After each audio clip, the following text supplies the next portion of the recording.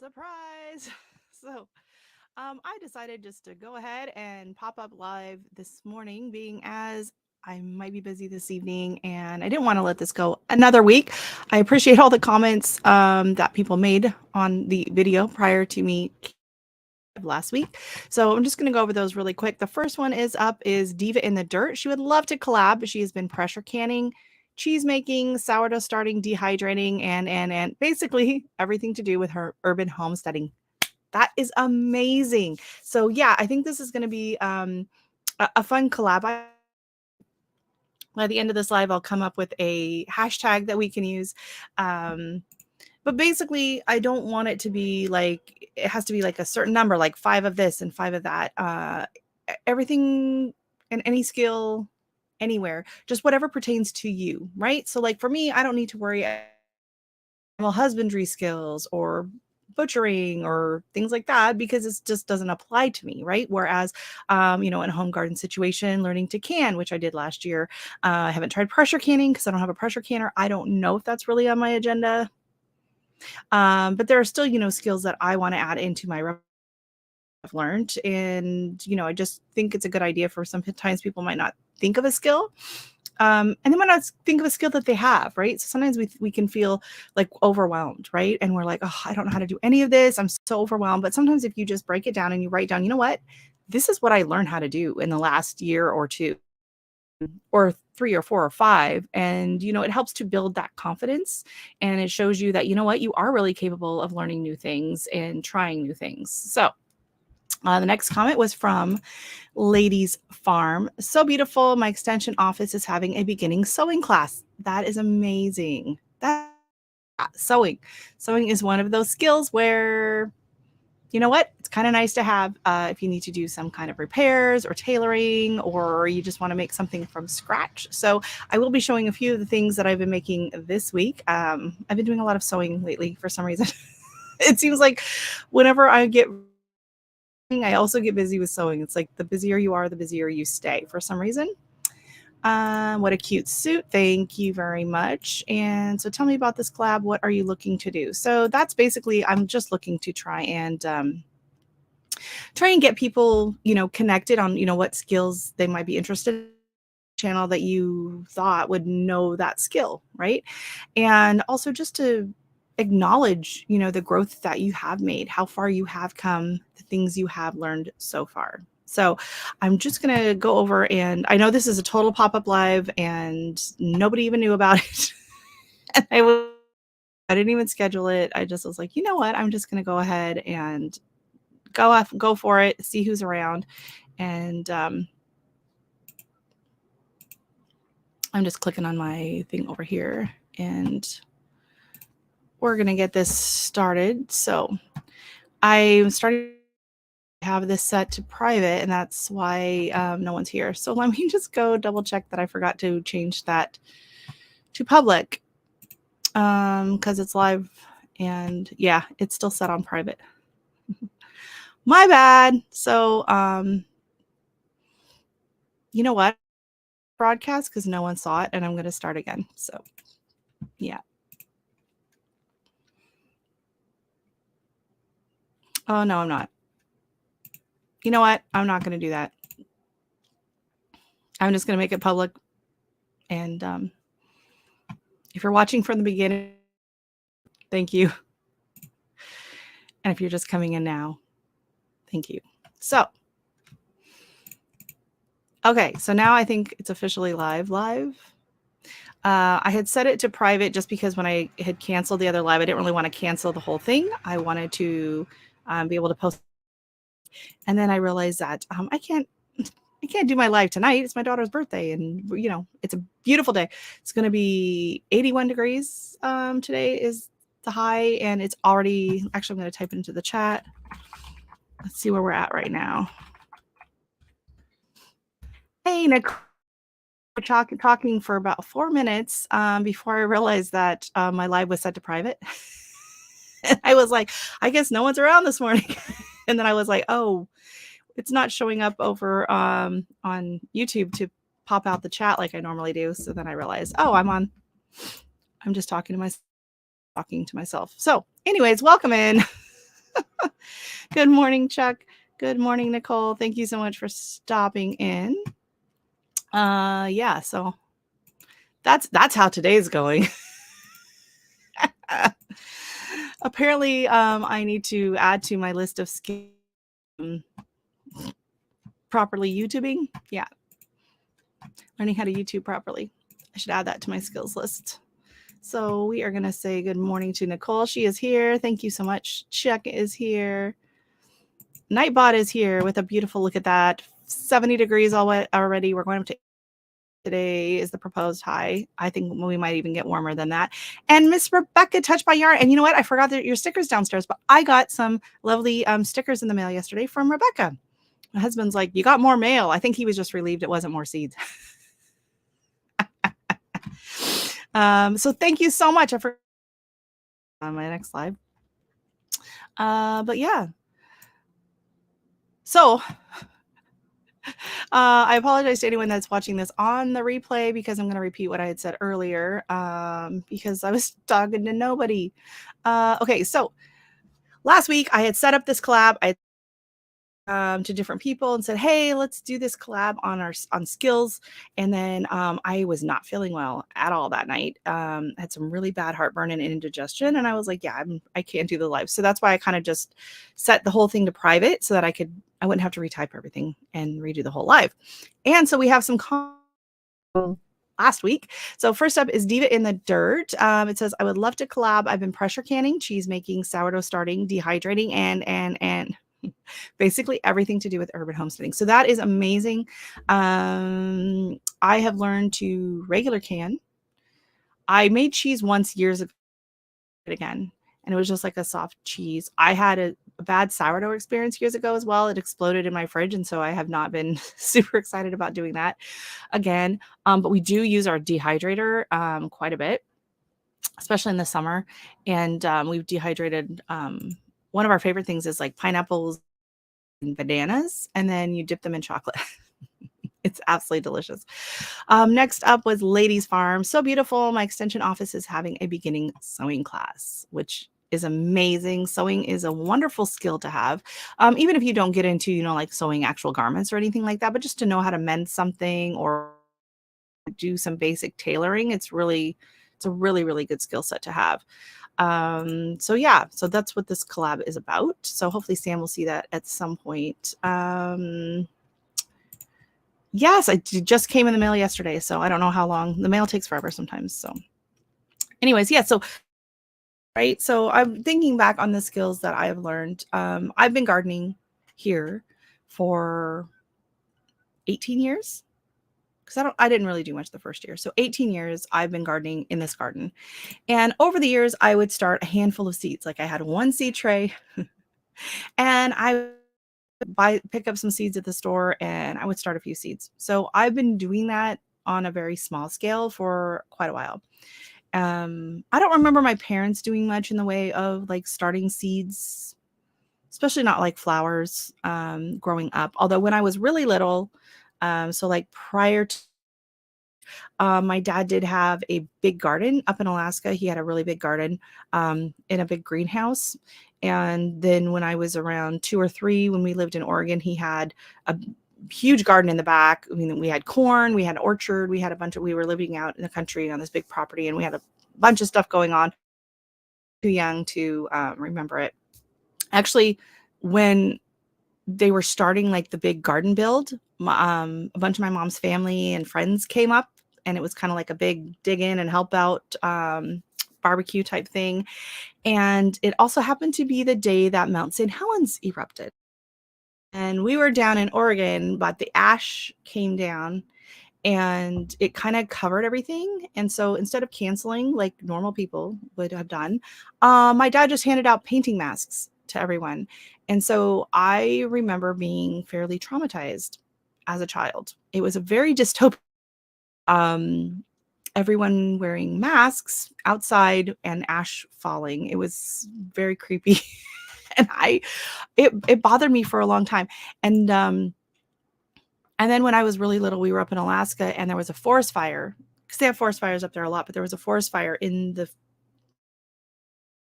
my grandparents' house where we were staying, and we could see it in the distance, and then the fire trucks and all this and that. So I had this very bizarre terror of fires as a kid. And like we would watch like those fire safety videos, would have nightmares for days. So my mom was like, please excuse Rochelle from any fire safety videos at school because this kid's not going anywhere near a match. Like, we don't have to worry about that. She is terrified of fires. Yeah, so I used to have nightmares about fires and everything. And I think it was a combination of kind of like that day with all the ash. I was like 2. And so it just kind of, affected me. And I think that's why I have absolutely no desire to watch or read any kind of like dystopian type. That genre is just, it just turns my stomach. It just turns it into knots immediately. So, hey, G Mama Gross, how are you doing this morning? Welcome in. So, oh, Chuck. How is your coleus doing, Chuck? Have you propagated it yet? So I was planning on slashing all petunias today. I was going to go in and harvest them all, just cut them down because I need to prune them. And so I asked my husband, because it's in the bedroom and it's like on the top shelf. So I'm like, can you just hold the camera while I just massacre these plants? And he's like, well, why aren't you going to try and propagate them? And I'm like, because there's too many. Like, I don't figure out which one's coming from what plant and what type and keep it all straight. I don't want to have to deal with that. And then he's like, yeah, but you're just like throwing out free plants. So I'm like, so then I'm like, okay, fine, but I don't have the soil up here. I want to do my live. So I'll be massacring my petunias later. But before I do, oh, I got to turn off hold on. I got to turn off the background. Hey, welcome in, Gigi. How are you doing this morning? Nice to see you. Let's go to original. Here we go. Look at these gorgeous babies. I'm gonna have to reset the camera. Hopefully it doesn't like to focus in on the white. These.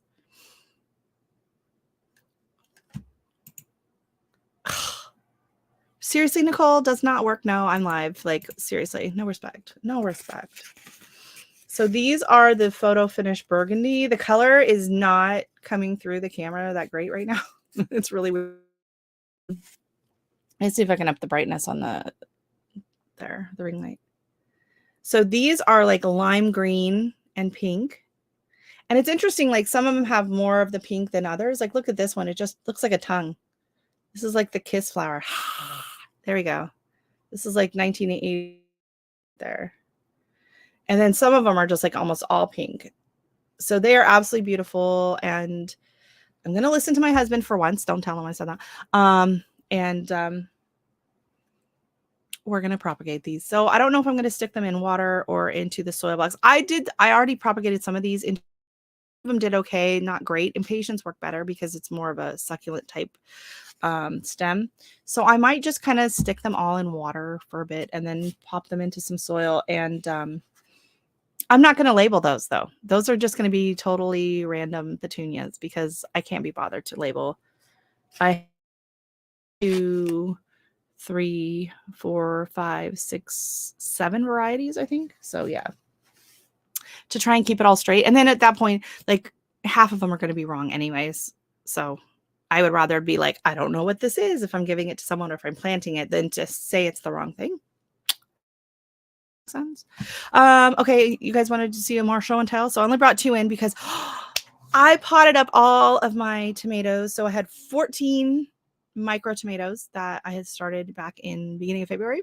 And I potted all of those up into larger soil blocks yesterday. All of the peppers, not the baby peppers, but all of them as well.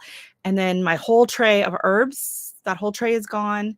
And my other tray with the pink polka dot plants and the grass and the roselle. They're all potted up into larger soil blocks and they're all sitting outside toasting in my beautiful warm greenhouse because it is warm out there. Yesterday was like 9 with the fans going.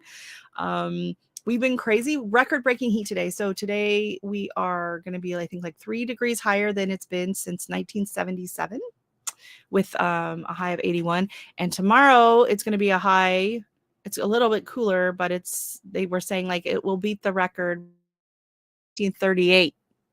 So tomorrow will be the warmest, April 14th since 1938. Oh my God, this is really heavy. I already watered it. Okay. I'm gonna have to use both arms. Okay. I don't want to spill anything. Okay, so we're gonna start on the back. Close canna lilies. I just dropped a few more seeds that had sprouted in there the other day, so they haven't come up yet. But I've got, I can't count this way. I've got like 5, I think. I've got like 5 cannas that are coming up, and I have all of my ones that I saved, the all the tubers that are gonna have to get potted up soon. This is heavy, and I washed out. Oh no, hold on. This poor camera cannot take any kind of change of view. Okay, well, the plants aren't too washed out. We'll see if this works. Okay, so then I have my beautiful Chuck just for you. So this is my mix here. This is my black dragon, and it's I don't know why it's looking rust colored on here because it's like a dark purple. The color is way off. And then my pink polka dot plant is right here. And why is it? I turned off. Hold on. It's like trying to. It's like won't stop trying to focus. We're gonna turn off autofocus and see if that helps with everything. I thought I turned it off already. Sorry. There we go. And then I turned it off. I swear. I don't know why.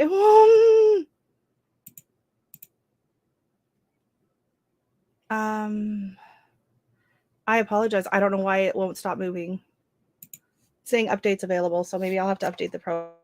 This is my Kong Lime Coleus here. My Gomphrena is going bonkos. This is bigger than any of it was like at the end of season last year.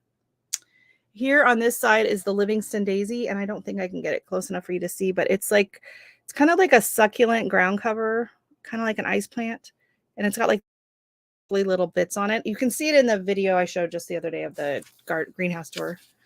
And then over here, I actually have, what the heck is this?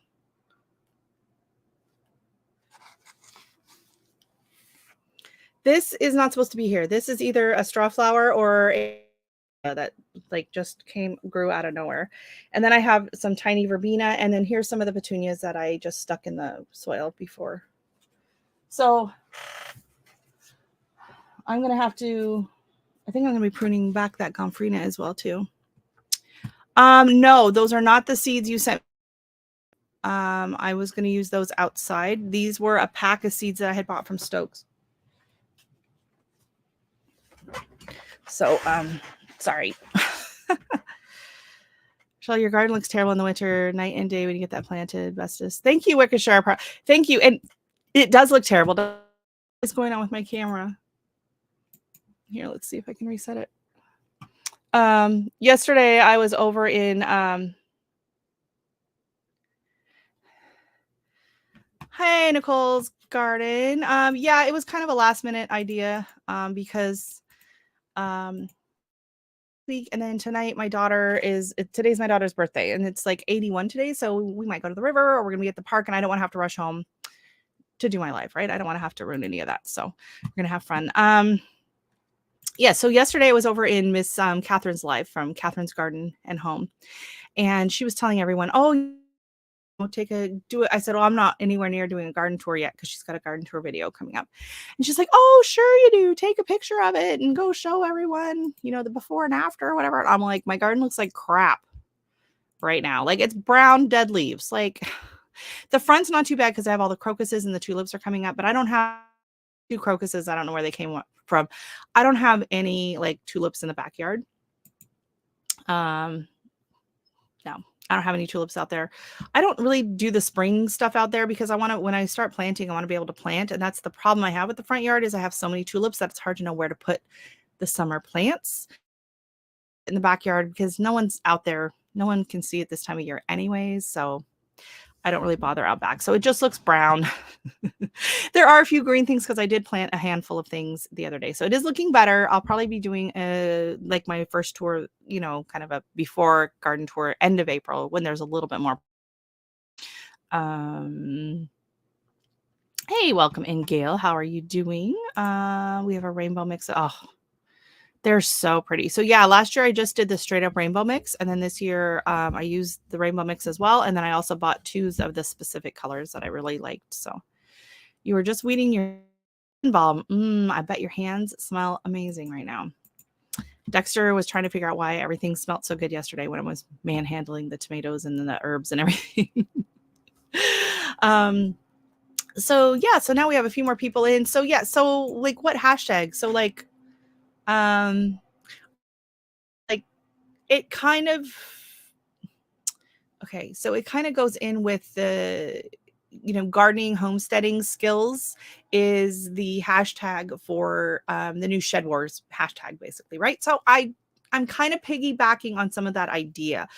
And then Blue also homesteading skills thing that she kind of did on her YouTube this month. And so I kind of think it just could be all intertwined. I have a hard time saying I'm a homesteader. I'm in a townhouse. I don't have any animal. Well, I have Dexter, but to me, I don't know. Like I know that I do officially qualify for homesteading, as in I grow and preserve food. I think that's the basic one. But when you think of homesteading, you don't think of someone in a townhouse. So I am suburban homesteading in my own way. Adding homesteading to my hashtag feels a little, I guess, imposter syndrome. Like I don't feel like a homesteader. I am a gardener, and I'm a gardener that likes to preserve my food and share. Um, I don't.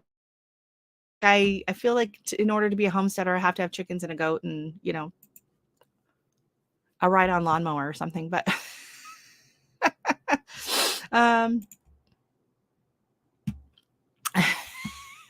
I identify as a homesteader.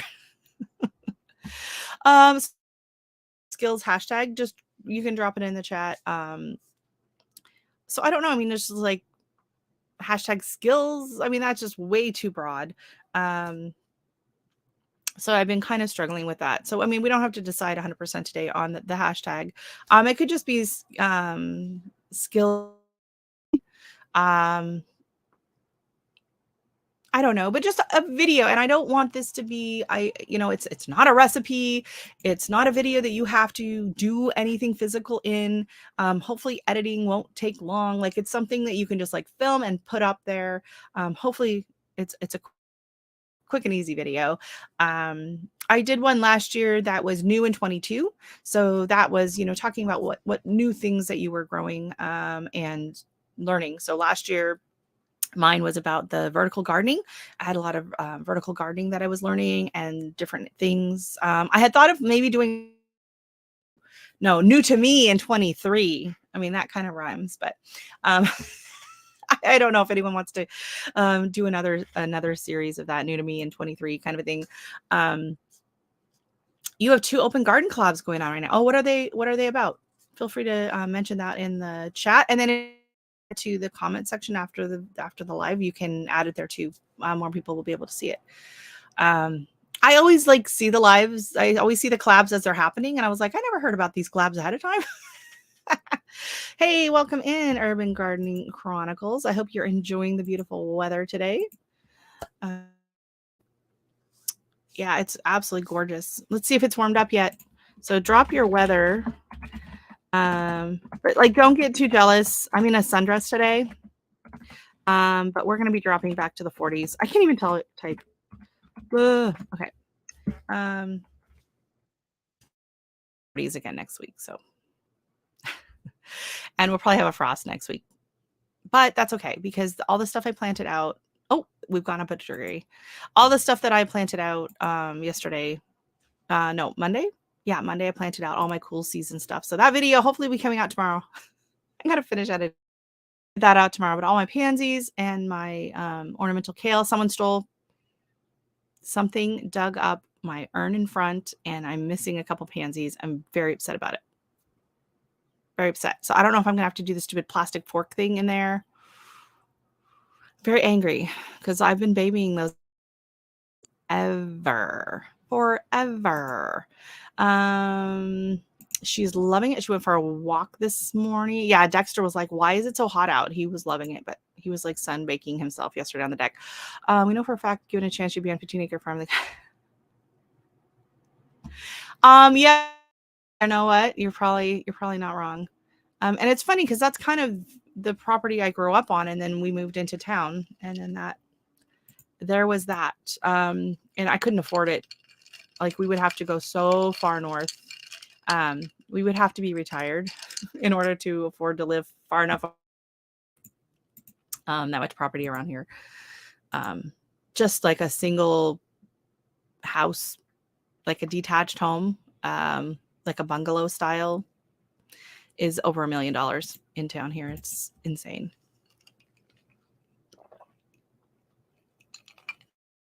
No, that is terrible. You thought it was warming up last week? Put it. Oh no. Oh, I'm so sorry. Onions? Onions? Now you have me scared because I planted all my onions out. Thank you, Gail. And there's not going to be really any time as soon as you want to post it or not. We're just going to do the hashtag. I'll put them all into a well, they kind of automatically go into their own playlist, but I'll do a separate playlist and add them all in there. That way, if you see someone that has a skill list, like a skill that you're interested in, I didn't know they knew how to do this, or I didn't know they knew how to do that. And so then, you can go maybe to their channel, especially if you watch them for something else and you like them already. It's easier to learn something from someone you already know and like. So, um, yeah, I was surprised. Maybe they just were, maybe they're still alive under. Pull them up. Don't pull up your onions. Let's see if they come back. Because yeah, you're in California, right? Move to Eastern Kentucky. Yeah, no. Wait, you're in Kentucky. Well, I'm thinking of something else. Yeah, you're in Kentucky. That's right. Um, yeah, it could be a lot. It's a lot colder there. Um, yeah. So I mean, I'm not going to spill the beans on all the skills that I've learned. So prior to like my YouTube channel, like I knew how to sew. I did a lot of cooking and baking, which I did learn as a young child. I love food. Always been interested in food and cooking. When I was little, my mom hated it. My mom hated it. Her mom hated it. Neither one of my grandmothers liked to cook, and I don't ever remember them really cooking much. My daughter came home with this assignment from school, and it's all about your heritage and, what they had to come up with a recipe that has been passed down, a traditional family recipe that's been passed down for generations. We could not think of a single one. I could not think of a single one that was something that I grew up eating that I now make passed down, because neither one of my grandmothers liked to cook. My mom never really liked to cook either. She wasn't bad at it. She just didn't really like it. And I think the main reason was because my dad was constantly changing what he was eating. So when I was little, we had a health food store, and I used to go to work with mom. And so my dad has always kind of been a bit of a health nut. And so he goes through phases. So he would go be like, we're not eating any meat. We're going vegetarian. And then, after that for, a few weeks or a month or whatever, then it's like, oh, we're only eating red meat or raw foods, or, and then he would go on like an Asian kick or this kind of. And so sometimes my mom would have a meal prepped and he would come home and be like, I'm not eating that. That's not good for you. And so she just was like, forget it. I'm not going to make stuff ahead of time. You tell me what you want, we'll eat it then. So like if my mom made like chicken, a lot of times it would just be a roast chicken. Like there would just be a chicken on the table. No sides. Maybe you could pull together a salad to go with it, but like my dad was always like, I don't see why people need all these different choices on their plate, right? Even now, he would just like want to see. He doesn't want to have to see anything else with it. And so I think that's why I grew up obsessed with side dishes. Like if I go to Thanksgiving dinner or I go to a potluck, I love casseroles because my mom hated them and never made them. I love every side, like hold the turkey. eat all the sides at Thanksgiving. And I think it's just because I grew up the other way, right? Exactly. Yeah, it just kind of ruined it. Like when you go to make something and he's like, "Oh, I don't want that," or he tries acts like, "Oh, that's not healthy," and then you feel like, "Oh, I'm trying. Here I am with a lovely meal to poison my family." So I think that just kind of ruined it for her. She just didn't really enjoy it. And so I grew up where if you cooked whoever, so it was me and my sister. My sister is 6 years older than me, only the two kids. So my mom had this rule: is if you cook dinner, you didn't have to clean up because she would much rather clean, and I would much rather cook than clean up. So the only member of my family I really remember cooking was my aunt. Well, two of my aunts, but she moved away. So my mom's older sister, and she made like her husband was a real meat and potatoes guy, and so I loved going over there because that's like Boston baked beans. She made cabbage rolls. Her Reubens were to die for. And so I would go over to my aunt's house and we would paint our nails and we would light a bunch of candles and we would sit on the floor and look through cookbooks. And I was like 6, 7, 8 at this time. And I could spend the afternoon through cookbooks and talking about recipes and talking about things. So I loved, I loved the ideas of food. And I think it was because at home, it just was not like these options were not available. And yeah, I'm like the 8-year-old flipping through cookbooks with her aunt. I'm like, what are you having a seance? Like, because I wasn't allowed candles at home either. So my aunt was like everything we weren't allowed to do at home. We would do at my aunt's house and make Kool-Aid. Oh my gosh, she had this big pitcher. And I remember just being horrified as you just pouring cup after cup of sugar. Oh, and because of course I grew up and in my house now I only buy the all natural, like nothing added peanut butter, which is what I grew up on. And but my aunt always had Jif, so it was always exciting to go over there. So all these, I did not know I was going to be going down food memory lane. So I cook from my aunt, and then I wanted to bake and bake bread, and my mom did not know, was not interested in it, didn't really know how to do any of it. And so there was an older lady that we were friends with who baked all the time. And so when I would think I was in like third or fourth grade, she had her come over and she was like this really no nonsense, strict older lady, hair in a bun, kind of scary. But she came over in the morning and she showed me how to make some dough. And so we made the dough and then we let it rise. And then we ended up baking some loaves of bread and some cinnamon rolls out of it.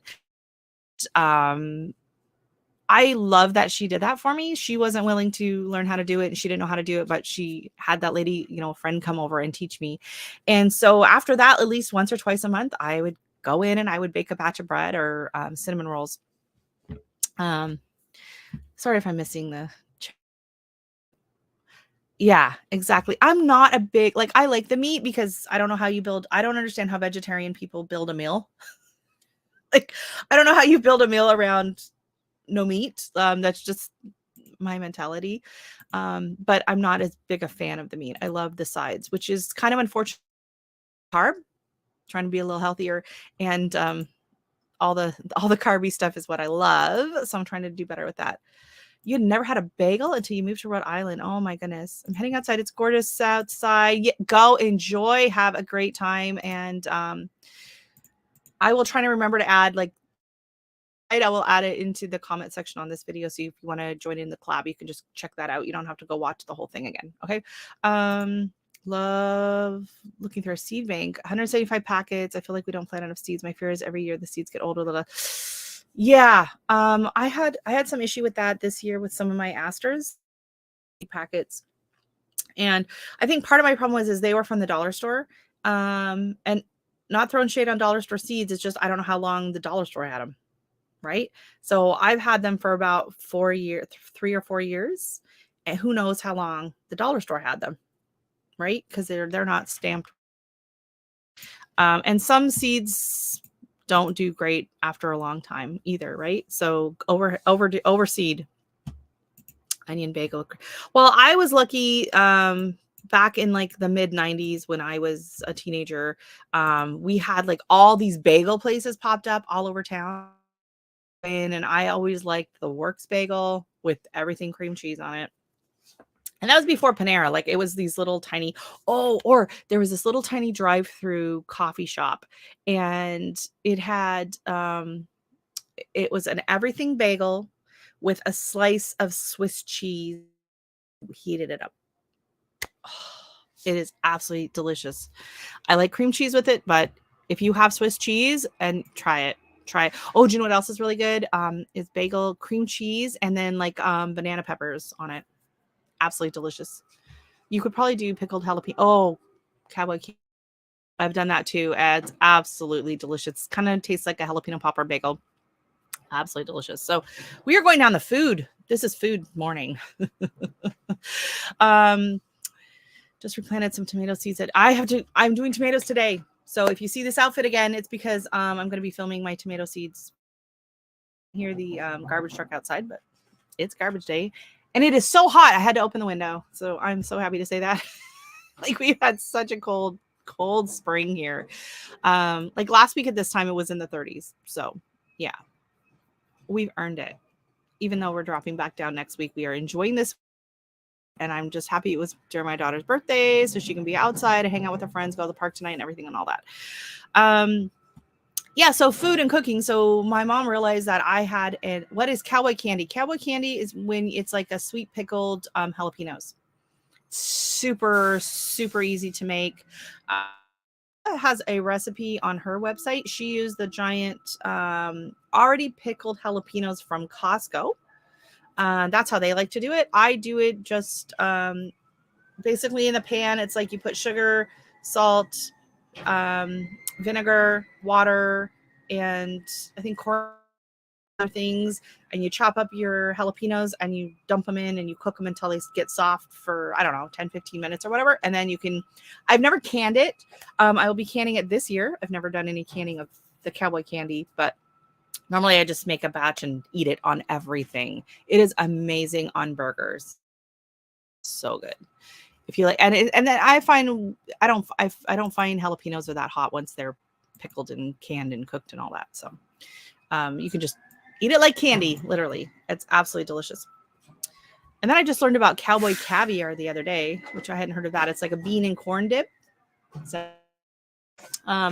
yeah, so that was something that I think was I really appreciated from my mom, is that it wasn't a skill that was in her skill set, but she knew that I was interested in it and she wanted me to learn it. And so she provided me that opportunity, because of course this was before YouTube. This was before, anything like that. And hands-on from someone that knows what they're doing is, and I still remember that. I was in grade school and I still remember spending that day with her.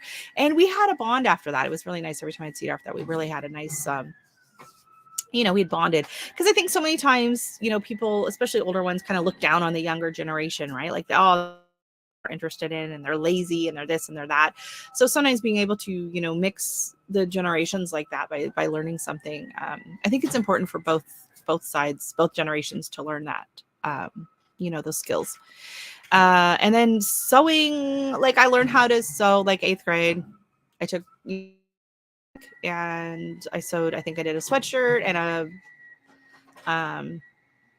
a duffel bag, I think it was, and a few things like that. And then I made myself a sundress when I was probably in my late teens. I didn't follow a pattern. I just cut it out and sewed it together and wore it. And then I didn't really think about sewing. When my uncle passed away, my aunt gave me his sewing machine, and I had it. I had it when I kept it when I moved to Florida, and then when I got married and I moved here. And one day my neighbor was making some new pillow cushions, so she was just sewing them up, and then I was like, "Oh, I have a sewing machine. I should make some pillow cushions." So I made some pillow cushions, and that was it. And then when my daughter was little, she was about a year and a half, I think. A friend of mine posted this picture of her daughter wearing a pillowcase dress. So a pillowcase dress is basically you take a pillowcase, cut the tops, you cut the top part off, and then you make a little sleeve like this. You can find free patterns online. And then all you do is you just hem the top part to where it has like a slot in it to put some string. And then you just hem the armpits. and you make a cute little dress. And so the sides are all done. The bottom hem is all done. It's like super quick and easy.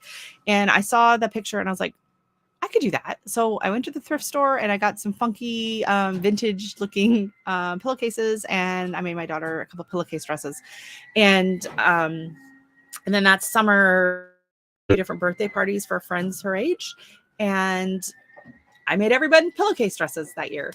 And then the next year I found a very simple pattern of an actual sundress. And then it just took off from there once I discovered PDF patterns and things like that. So speaking of, okay, so first up, my daughter's, oh, hold on. Okay, so here's the skirt. I don't think I released the video, but here's the skirt. I did show a few pictures online. One of the absolute favorite pictures I've ever taken. Just a minute, but this is what I've been making this week. So the facing's coming out because the way it's sitting. So it is a very drapey. Oh, so can you see this? I don't know if you can see. Where's the camera? There we go. So it is just a kind of strappy sundress. It's very drapey and it's got like a high low. I'll be taking pictures of it, but you can't really see it. So, okay.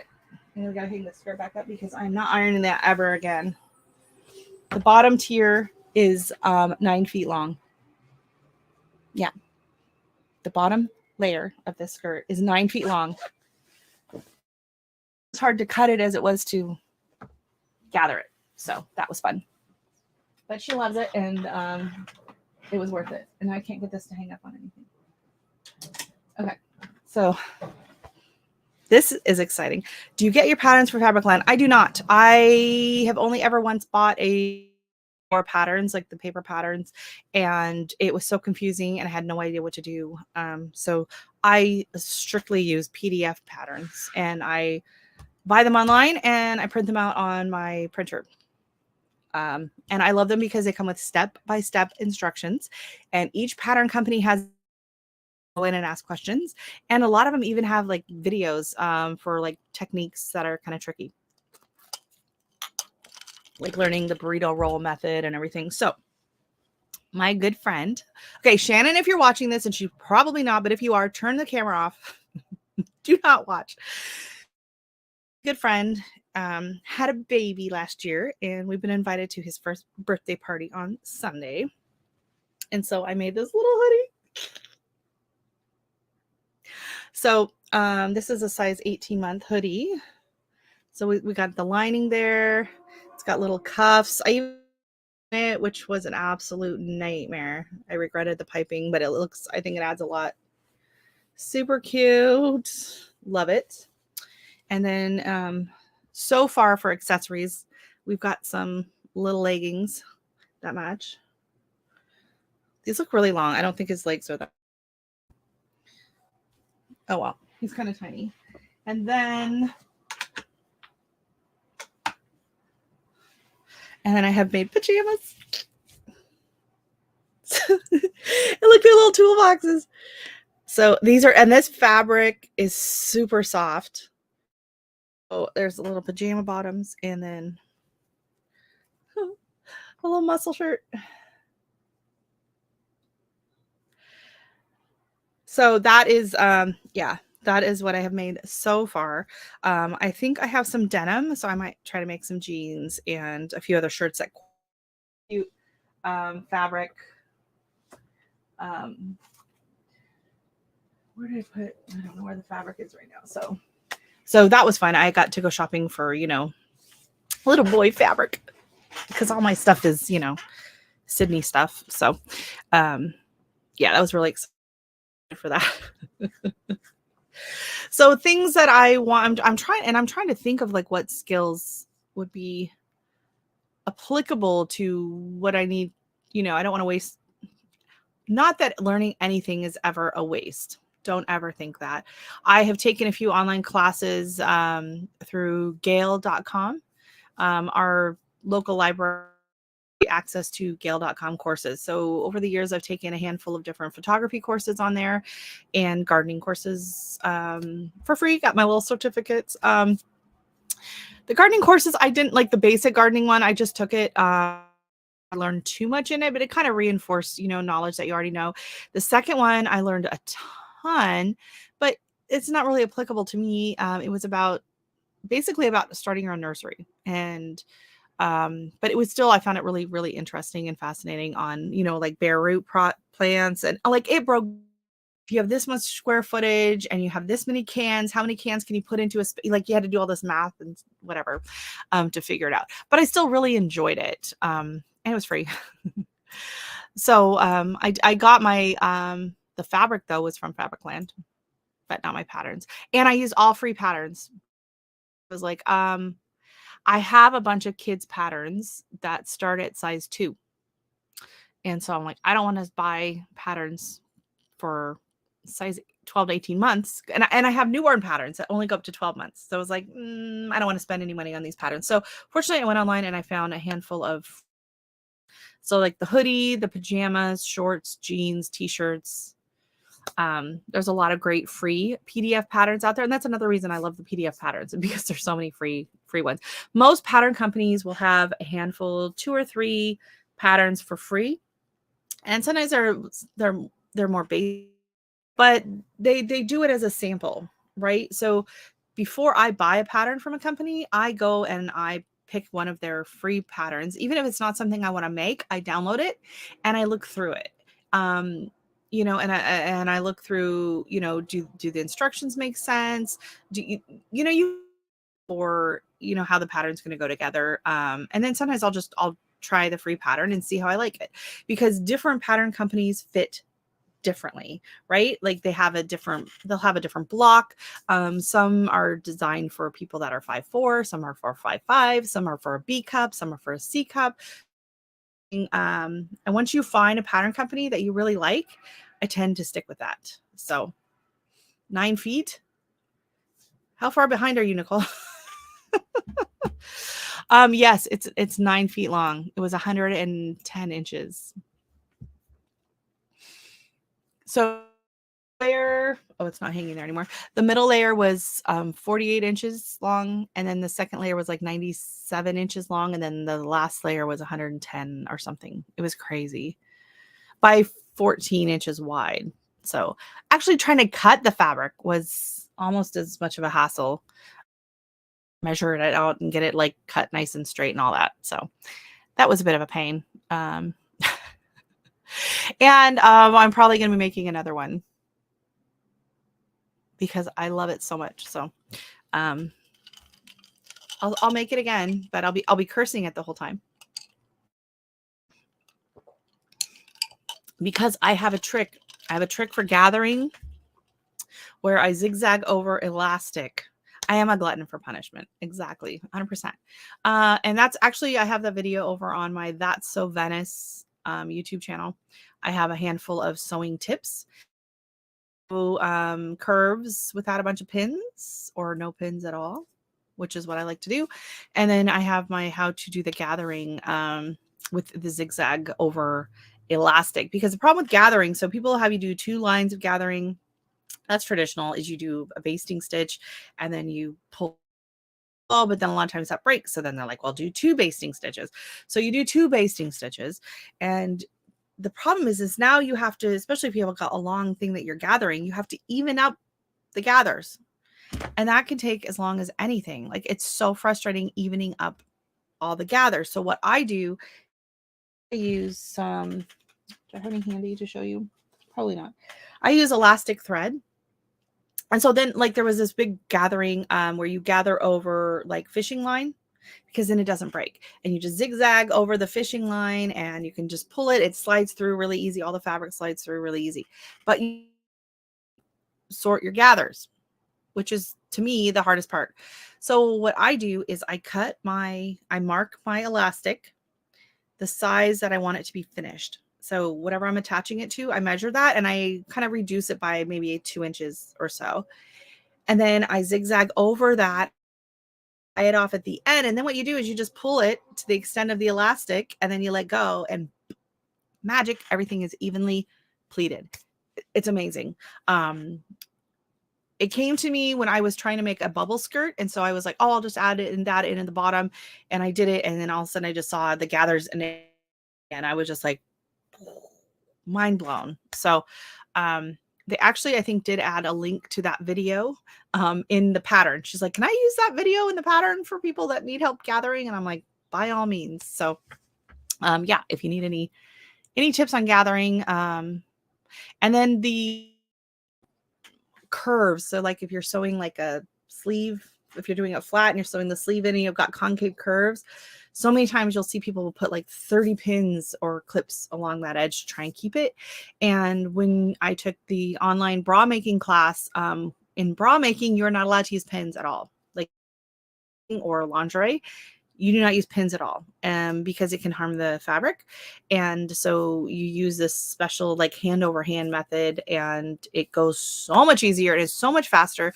I use it on anytime I'm sewing curves, even like on a bag when you're adding the gusset around the bottom, or a barrel bag and you're adding that. So it, oh my God, it saves so much time because you're not spending it clipping it and unclipping it, and you can just sew and go. So I do have those over on my other channel, which I should drop the link down in below here if anyone's wants to polish up on any of their sewing skills.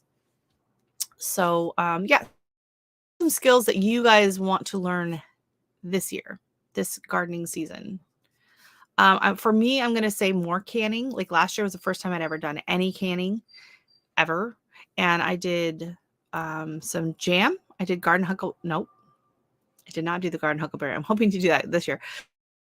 Bubble jam, jelly. I did the green tomato salsa, and I did beets. So that was what I canned last year. This year, I'm hoping to can a lot more. But I don't see me going into. I just don't. At this point, it just seems. I don't know. I don't know. For me, part of the problem with too much of the canning is I have nowhere to store it.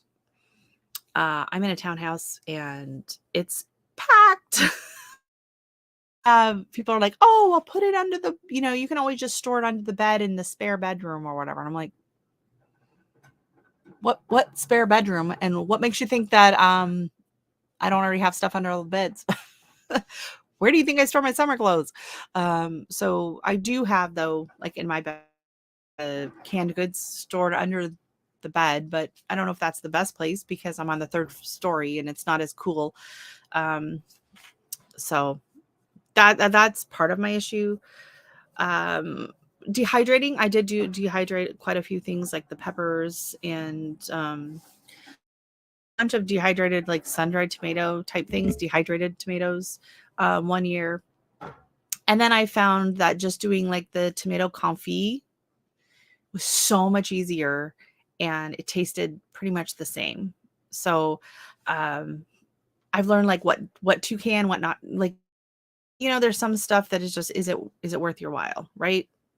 Like for me, growing, spending a lot of my garden space growing root vegetables, at the end of the season when beets come into season, I can go to the store and buy a 10-pound bag of beets for like it was like $3. And that's when I made the beets. And so it's like, how much garden space I would have had to allocate to grow this many beets, when I would rather take that garden space and grow tomatoes and peppers and herbs and things like that, which are actually more expensive in the store. Like carrots. Carrots are super cheap year round. They're super cheap. Probably not going to in my garden. If things change and prices start going through the roof, then yeah, I'm going to be taking those 5-gallon buckets and we're going to be growing some carrots because they keep well. But for me, it's all about, making practical choices. Like one year I tried growing corn. That was just dumb. That was dumb. I actually, and the raccoon stole it, so I never got to eat it. But like I don't have room to plant as much corn as I would need for it to all properly pollinate. And I live like kitty corner from cornfields, right? They're like right over there. So basically, no matter what I grow, it's going to end up being, if they're growing GMO or whatever, it's going to get cross-pollinated. So there's no point. There's no point. Yeah. So I want to grow the things that I can't get in the store or are more expensive. to me, it's actually more about just being the convenience, right? Like if I decide I'm making dinner, I'm like, oh, I want salsa with this. I don't want to have to go to the store to get stuff for salsa. I want to go out in my backyard and, grab my tomatoes and my jalapeno and my cilantro and go for it, right? So I wasted too much space on lettuces knowing I thought of you yesterday. I grabbed my black seeded Simpson seeds. That's fun to say. So I'm going to be dropping those probably today out in the back. And I was like, oh, these are Nicole's. I love salads though. We do eat. I do a lot of salads. You had good intentions. Well, that's all that matters, right? The thought. It's the thought that matters. No, but I like making fun salads. So my two favorite salads to make is like my fruit salad, which it's lettuce. It tastes better spring mix. And then I put in like all kinds of fruit. So grapes and strawberries and blueberries, and then you can add in pumpkin seeds and little bits of nuts or whatever you want like that in it. And then I use the my crabapple jelly, and I make a vinegar, any kind of jam. So you could use like grape jelly or strawberry jam or whatever, and you just put like a spoonful of the jam in. I think I have a video up I did of this, and then you just add in like your white wine vinegar and your olive oil, and you shake it up and you put it on, and it's absolutely delicious, and it just brightens up all the fruit in there. So that's a nice salad. And then the other one is like romaine lettuce, and I make a nice vinaigrette with just some balsamic olive oil and some herbs. And then I like to add in antipasta.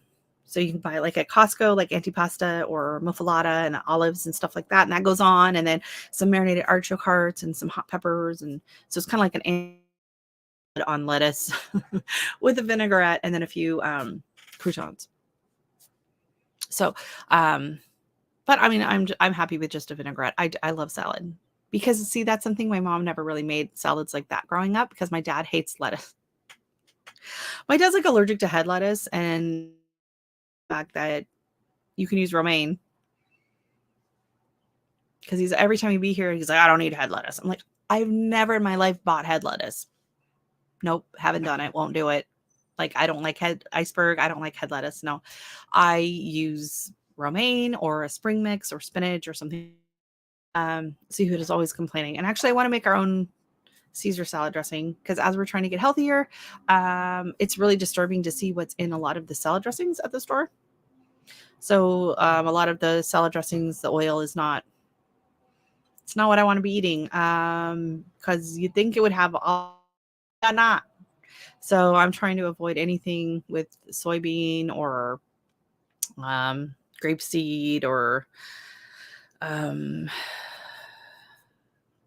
now I'm trying to, so before it was like, well, canola, okay. Now I'm trying to eliminate canola and stick with, the healthy oils like olive oil and what you got, almond, macadamia nut, coconut, which is not great for salad dressings unless you're going to go Asian, I guess. So my daughter does not like the vinaigrettes I make at all. She loves like the Olive Garden dressing and your salad dressing. So next time I went Costco, I'm going to buy a big chunk of parm and we're going to make our own homemade salad dressings. Yeah.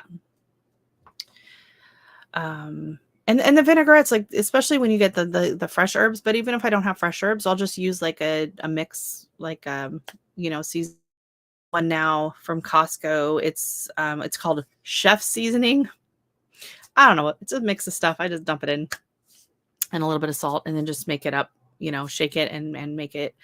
You can always add a bit of mustard is nice, a bit of Dijon to your salad dressings, to the vinaigrettes, and then that helps keep it from splitting, right?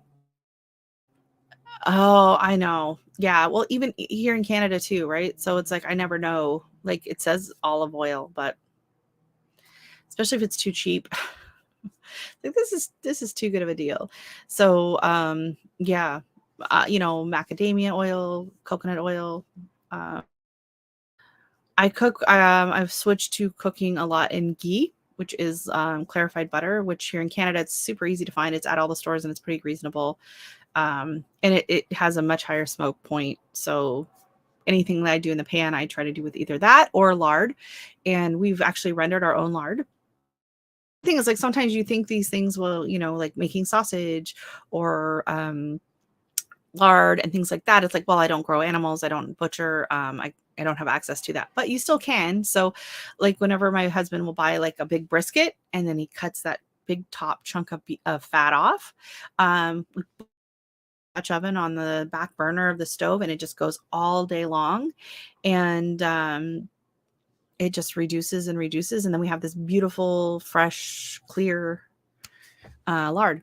So in the fridge, I have beef lard and I have pork lard from when we did the sausages. You wait until that picnic shoulder goes on sale. It used to go on sale for like 99 cents a pound. Now we're looking at a really good deal is about $2 a pound. And, chop it up. We got the meat grinder and grind it up, season it, and then, do the casings the next day. Easy. It's one of those things where if you've never done it, it seems very intimidating and scary. And then, sometimes even watching the videos, but our neighbor, a couple of houses over, is Portuguese. And so several years ago, we made a big batch of Portuguese pimenta, which is their, no, yeah, well, it's chili, pimento peppers sauce. So basically, you take the chili and you grind it up, and then you dump in red wine and a buttload of salt. And it sits and you stir it for a couple of days, and then you jar it up. And they use that on every. You can get spicy or not spicy peppers. We always went for the hot. And it's really good to use like just a couple tablespoons as seasoning. You can buy it at the store too, but they make it every year. They buy the big bushels of the peppers. So we did that, and we're like, okay, this is cool. And then one year she was like, hey, you want to do chorizo? So we're like, all right. So did a big batch of chorizo, and so it's like, oh. So doing with someone who knows what they're doing ahead of time, we're like, oh, this is actually really easy. So since then we've done, last time we did like a honey garlic version. We've done a couple different versions of like a honey garlic style sausage. I kind of want to try like, and I really want to try an andouille sausage, but I can't find like the seasonings here. I'd have to order them on Amazon. I think that's just not something that's available here. Exactly. No one has the time to research and call the company. Yeah. And if you don't know,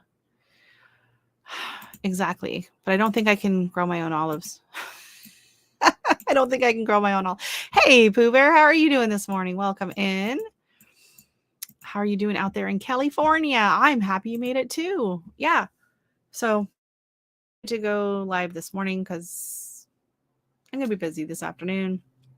And I didn't want to just like, a lot of people seemed interested in wanting to do the collab. So, we still haven't come up with a hashtag idea. Like, still, I need to add on my list, like editing, like learning how to use a better editing software. I just use a really basic Windows, like the old Windows movie maker type editing software, and it's super basic. You the other Caden Live and whatever, and I'm just like so overwhelmed. And I keep telling myself in winter when it's like the down season and I don't have time to, I have a lot more time on my hands. That's when I'm going to learn how to do it. And I haven't. So I do need to do that. I need to up my abilities, use that better.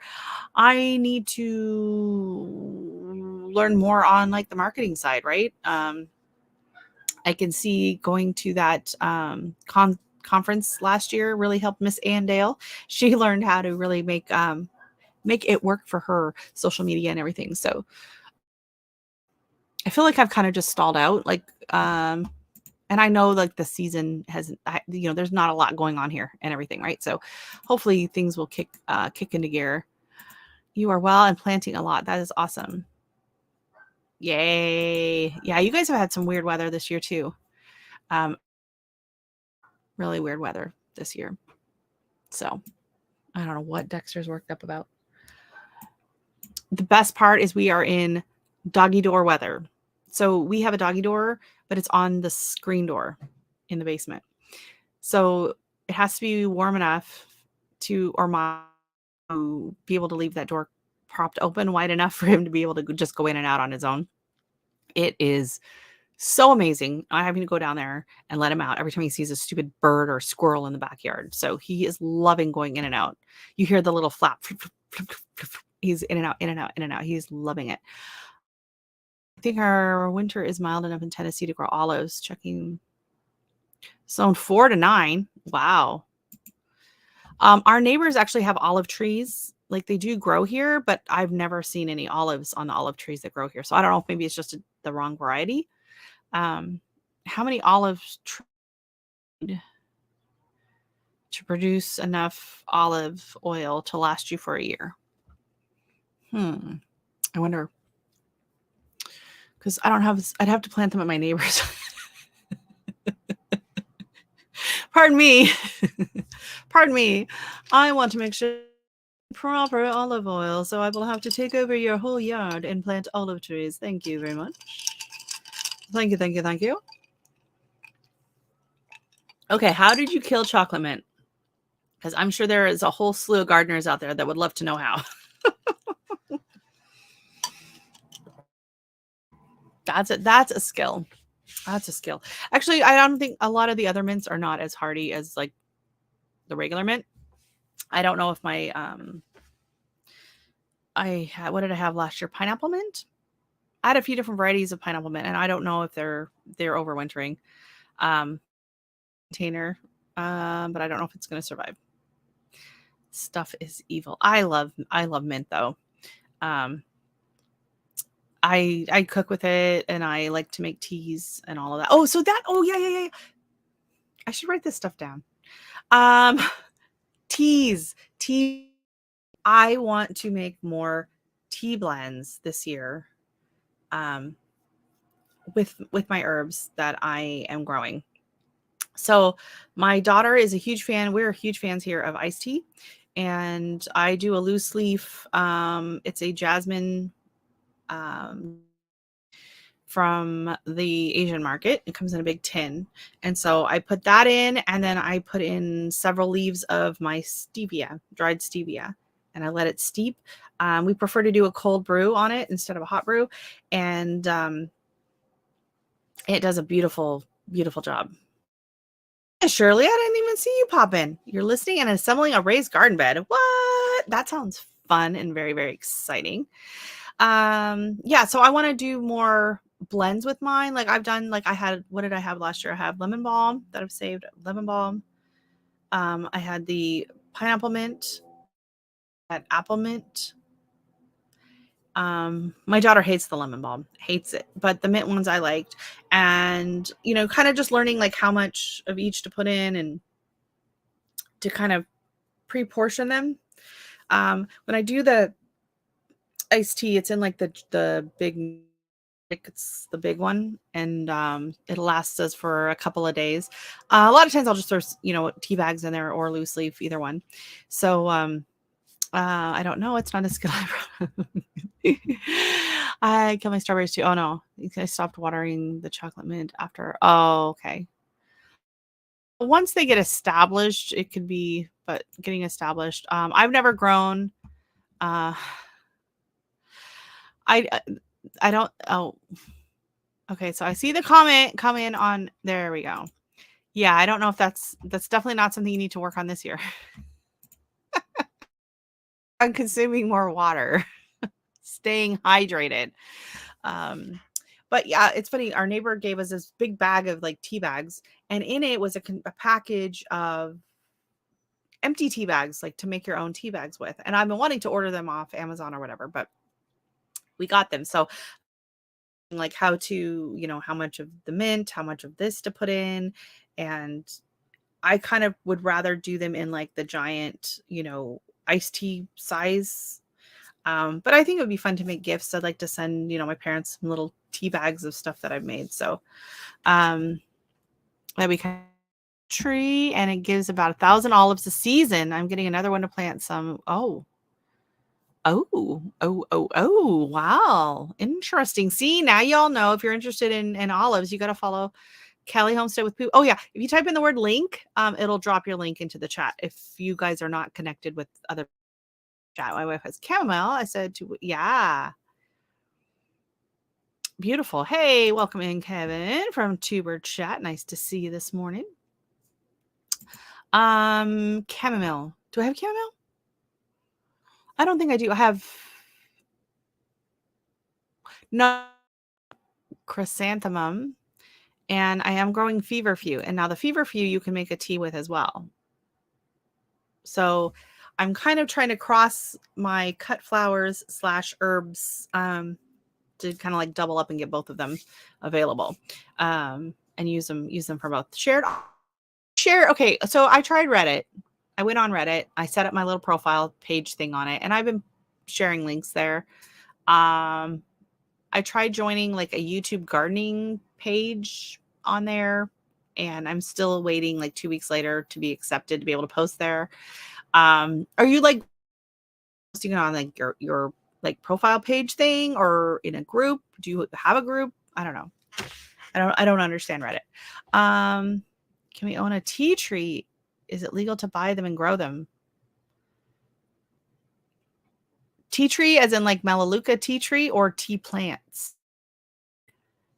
We have a subreddit where you can share your videos. Oh, well. Can you post that link in the chat? Oh, here, hold on. You can't post because hold on. Here, I'm going to show.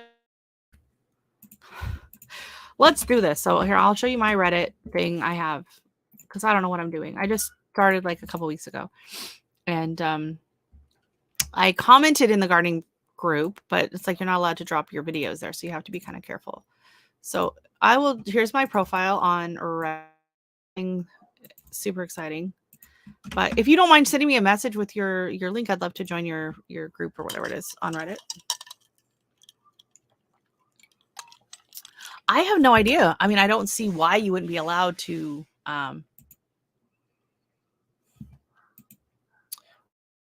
learn social media better. I don't know. Is there a rule on tea? Growing it?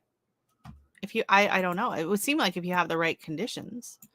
I have absolutely no idea. I don't know. Buy the plant. Huh.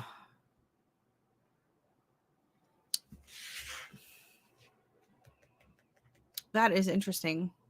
You know what? I wonder if Richter's would have it. Let me see. So Richter's is a plant company here in Canada. I really want to go. Yeah. They have the plant. Hold on. I'll drop the link. Oh, actually I can present, share screen, window, Richter's. I don't know why I have to have the accent. So Richter, and they do ship to Canada, but to the US, but you should be able to find something locally. But here, green tree or a small tree grown in the warm temperate parts. Can be grown indoors in a cool window. We ship seeds fresh from harvest. It is hardy to zone 7 and has been grown successfully in the US Southwest.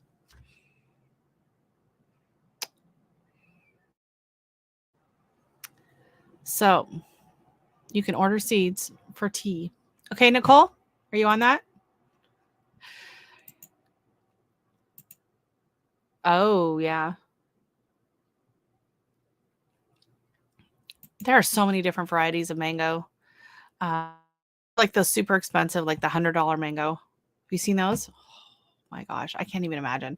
So my husband is actually going to the store right now to buy a box of mangoes for they're on sale for like $6. We eat so many mangoes because they're so stinking cheap here. I don't understand how we can get so many. Yeah. Try and grow tea. You're warm enough. I want you to grow tree plants. Hardy to grow 7. That is awesome. You know what? Does T-Nog or Lady Cheryl grow tea? Like it seems like they would be ones that would grow tea. No? I don't know. So they are the only place that I can find Mexican oregano, and it's only sold as a plant, so no seeds. But they have all different kinds of herbs and herb oils and herbal books, and it's a great, and it is in Goodwood, Ontario. So I think it's about an hour from me. So I would love to go and tour. So yeah, it says if you're in the Toronto area, come and visit our greenhouses and the gift shop. So I am hoping, like, they've been kind of closed with COVID and everything over the last several years. They've been kind of, well, hopefully this year they're in full production and everything's open, and I would love to go tour it and do a video. I think that would be fun. So that is on my list of things to do this spring. As well as like all the greenhouses. I just want to go to all the greenhouses, but it's probably smart for me to do that after. And so I'm done, and so I would be less tempted to buy things because I wouldn't have anywhere to put them. Yeah. Well, you know what? They're smart. They're smart. There's a brand of beer and I cannot remember the name of it. Tuskers. And they have like their premium brew. They're not allowed to export it. They don't make enough of it each year, and so it stays in Kenya. And when my parents went to Kenya years ago, they went, and my dad fell in love with it, and then of course the only beer he really ever loved. You can't get it anywhere else. You can buy like just like their regular brand of Tuskers here, but not like the premium variety. They didn't let it be exported. That I don't know. Like, I guess, I mean, it's not like someone's taking the beer and making more beer. Like this, I can see with the seeds. You don't want them, taking the seeds and then making more seeds and whatever. So, yeah, that kind of makes sense. Oh my God, Dexter is losing his mind. Oh. You know what? It's payback to the neighbors for having to listen to their dogs for years, because Gizmo was not a barker. He was pretty quiet. He would bark like if another dog was barking, or a little bit now and then, but he was not a big, like, just random barker. Especially as he got older, he just did not care enough to bark at anything. Meanwhile, easily stimulated, let's say. He's cray cray. And the birds tweeting and the birds singing are driving him mad lately. Yeah. CV thing is BS. Mask is like throwing a rock under a bridge. Was mostly a PR thing to keep the public calm. Bulk of the pop. Oh, yeah. Well, like the thing that got me about that whole situation was here in Canada in 2015, and I only know about this because my mom was in the hospital after her stroke at the time, and so we were like talking with the staff as it was happening. They put it in the healthcare system, had to wear coverings or get the flu thingy-majiggy. And so we would have people coming in that were, and we're like, why are you suddenly wearing this on, and they were like, oh, well, I didn't want to get the poke. And we're like, oh, okay. And then the nurses union here in Ontario fought that law by providing scientific proof that wearing the proper N95 masks did not stop the flu virus. And so they won. And so that law was gone. They didn't have to choose one or the other. And then it's like, well, what makes difference between 2015 and now? Like, wearing them properly. As soon as you take it off to eat or take a sip of water, it's compromised. A lot of the rules around it just absolutely made no sense to me at all. So yeah. I was just like, I only knew about that at the time because we were like in the hospital for a week with my mom and talking with everyone about it, because that was the buzz going around, right? So it wasn't really anything that was widely publicized, but yeah. So a lot of the rules Well, and that's the thing is like for work, right? Like I work in construction with my husband. We do drywall taping and sanding, and for work, I wear a P100, right? I'm wearing a P100 respirator. I don't wear an N95 to sand, and I can see those particles. um, so it was kind of like, well, how is this really? Um, yeah, and I can guarantee right now, Dustin Hoffman was not wearing, something made out of a t-shirt, sitting in the lab, and then pulling it down to eat a sandwich, well, back up and not getting, yeah, yeah. So I gotta reposition. Yeah, I was just a lot of that didn't make sense. Okay, thank you. I don't know. I'm just for some of it, and so much of it, and all of the censorship of everything is just, you know, I'm a big fan of, people being able to have their own opinions, and right or wrong, you have the right to be wrong, right? So a lot of this, and then like, some of these, like the fact checkers, they're not fact checkers. It's simply, like Facebook came out and said, oh yeah, the fact checkers were basically people and their opinions. It was just someone like, no. Like, it's like, okay, Outbreak was one of your favorite movies. It's a great movie.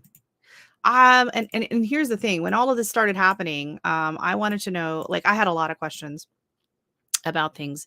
And the reason was is because as a teenager, I read like almost every Robin Cook, Richard Preston, all these medical thrillers out there that were all dealing with all this kind of stuff. And what I was seeing in the local public and how they handled things in the books,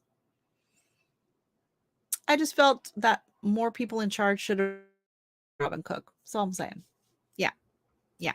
That's all I'm saying. Because someone was like, well, what makes you an expert? I'm like, I've read a heck of a lot more than you about this stuff. All right. More stuck face. Yeah. Oh God, no. Yeah.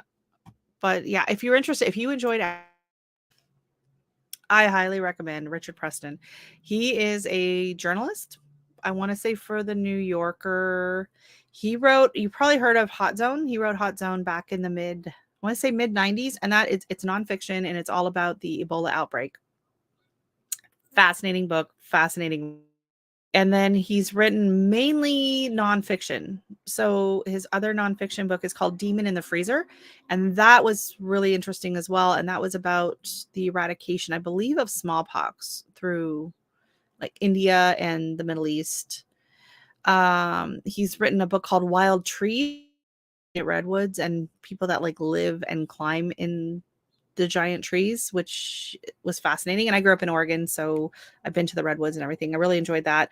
He's also done some on like these mathematicians and everything, but he wrote a fiction book called Cobra Event. That is still my favorite medical thriller of all time. The and to me, like so I'm reading this. I don't know what year it came out, but whatever year it came out is when I read it, and I was way younger. And to me at the time, it was the scariest, most suspenseful medical thriller I had read. I love that book. I should read it again. But the way he describes like the sounds and smell, I have never read a more descriptive autopsy in my life. And it's funny because those are kind of things like I would cringe. I don't like watching gore and stuff on TV, but I can read about it no problem. Yeah. So I'm a big fan of the thrillers, right? Like my aunts, like I grew up reading Nancy Drew when I was in grade school, and then when I was in middle school, my mom's sister, but they started me in on like, I was reading like Jane Austen and a lot of those like the Regency like romance novels. So basically the beautiful young girl who, her dad, gambled the fortune away, and so she has to become this, broody, moody, extremely handsome single father. Yeah. So I was reading a bunch of those books and whatever my aunts gave me. Um, and then some of like the Nancy Drew murder mysteries or whatever. And then, and I got to look it up because I can't remember the exact name. But then when I was I can't even imagine my daughter reading this. She hates reading, which is another thing that makes me really sad. Um, but my uncle gave me my first Robert Ludlum. And once you read Robert Ludlum, no going back. Oh, Apocalypse Watch. That was the very first book I read of his. My uncle gave me Apocalypse Watch. Yeah. And I was hooked. And wait, that couldn't have been the first one because I was reading more than that. Maybe it was a different one. I always thought that Apocalypse Watch was the first one I read, but that came out in 95. So I was reading it before then. Let me see which. And then I read, that's the movie Born. The whole Born series. I read, he had the Born trilogy. He had the Scarlatti Inheritance, Osterman Weekend, Holcroft Covenant. Like I went down. I read every single Robert Ludlum book that he wrote. I've read most Tom Clancy's.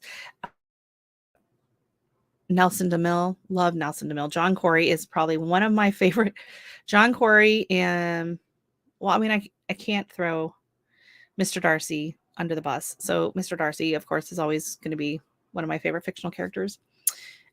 Jamie from Outlander. Corey from, yeah. No, I can't read Stephen King. I tried reading. I tried reading one of Stephen King's books, and I was like, nope, absolutely not. It was these kids racing, and like if you quit running, you got shot and killed. I was like, nope, I don't type thing. I don't know. It was just too. I was like, no, this is horrible. Yeah, so I quit reading that, and so then I never read any other Stephen King books.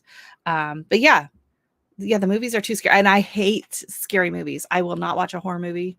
I will not watch a scary movie or a horror movie. I'm not even big on like super I grew up watching, Alfred Hitchcock, and I don't like it, but I love reading suspense and thriller, and I don't know, it's just very different when you're seeing it, like auditory versus visual versus very different. But yeah, autopsy, I could read I can read the heck out of the details of an autopsy, but I cannot watch it. Like those scenes on ER or Grays, I'm like, ooh, like no, absolutely, it's really weird. But yeah, I find as the older I get, the less I really enjoy as much of the hardcore thrillers. Cozy mystery. I need something just to relax. I don't need to be terrify myself reading a book. That's what the news is for. I think that's the problem. Yeah, I'm like, I used to do this as an escape because my life was, now, oh yeah, see all this, the fluffy stuff now to read. Um, I don't think I've read the new Outlander book. I think that's still, I gotta get a hold of that. Problem is the original, like it's been so long since I read the book beforehand. I don't even remember what's going on. But yeah, and honestly, if you are a Robert Ludlum fan, once he quit actually writing them, like there was a new author that took over and started writing them with him. Lousy. Absolutely lousy. Did not like him at all. Didn't like it at all. But no, I highly Richard Preston, all his books. I should see if he's written anything recently because I haven't heard anything. But especially like even the nonfiction, which I was not a huge nonfiction person, but I love that, and I also read nonfiction. He wrote his book Travels, and when I read that in my late teens, and it really impacted me. I don't even know why, because I've actually read through it different times. It's basically a group of short stories. Like each chapter is about a trip that he went on and the self-reflection, what he learned about himself in that. And what I love about his writing in the book is he does not sugarcoat things. He shows all his flaws, their glory. And that the first small section of the book was him going through med school and how like you couldn't handle the sight of blood. Like he has some hilarious stories in there. I like reading much more now than I did. See, I read so much more when I was younger. I don't read as much now because I'm on like when I first got married, I was in my mid-20s and I moved here and I would easily read like 4 books a week. And even going to the thrift store, my husband's like, we cannot support your reading habit. So, I had to go to the library. But oh yeah, I would easily be reading 4 books a week. And so I would have like a book by my bed, I would have a book down in the living room, and I would have a book in the car. Because a lot of times would like finish a job and he'd go look at a job or he'd go to Home Depot for hours and I'd sit in the car and read my book. Because of course this was before phones and social media and all that. We didn't have internet. So I always had a book in my purse. I books on the go. The trick to doing that is to make sure that you have either reading different authors and different genres. So if you do not read like 2 Robin Cook books at the same time because you will never keep it straight. And if you can keep the genres separate as well, that really helps in keeping the characters separate. Otherwise, you can get really confused reading your books. But yeah, I just don't know. I don't read as much as I used to. You could see 100 people frozen in place until the action called action was great to see. I think I missed the first part of that story. Oh, here we go. We need to get to see Stephen. He was filming for a series. Security guards were, to me as I was delivering meds. Yeah, I can imagine. Yeah. Okay. This makes more sense now. I should read down in the chat instead of reading. Casputin's, 2 of them were massive. Oh, wow. They actually do a lot of filming around here, but I've never really seen it. They do a lot of filming in like Brampton and Ontario. And then they pretend it's New York because it's a lot cheaper to film in Toronto than it is in New York. Actually, I believe Jason Momoa was filming here last year. But they kept a lot of the details about that quite quiet for obvious reasons. Yeah, it can get confusing if they're the same, if it's a book, because you're like, wait a minute, did this guy kill this guy or did this what? No, yeah. So I try to keep them somewhat separate, at least different authors. But now I read a couple weeks ago, I read The Woman in Cabin 10 because I'd bought some books for my trip and then I didn't end up reading all of them. It was good. The main character was a little annoying, but the storyline was all right. It wasn't like Girl on the Train. Hated that book. Hated Girl on the Train. I barely even finished it. Only finished it because it was for book club. I couldn't stand the main character. I couldn't stand any of the people in it. I couldn't stand any of the characters, so I did not care anything that happened to any of them. What was the other book I read? Shelter in Place. I read recently. So now I'm like around more like, a book a month kind of a thing. Because I used to I like to read in bed. And then now it's like, I don't know. I could read on reading on the phone. I prefer an actual book, but my husband goes to bed early. And so it's like, you're laying in bed and it's like, so I would read on my phone, but then like your hand cramps and whatever. So that's why I prefer to be, and that's actually when I read that book was, it was like the first day we had set up the greenhouse and it was like super cold out. Greenhouse. So I was out there in my like jacket, in the lawn chair in the greenhouse where it was empty. and I sat in there for a couple of hours and read a book. It was amazing. So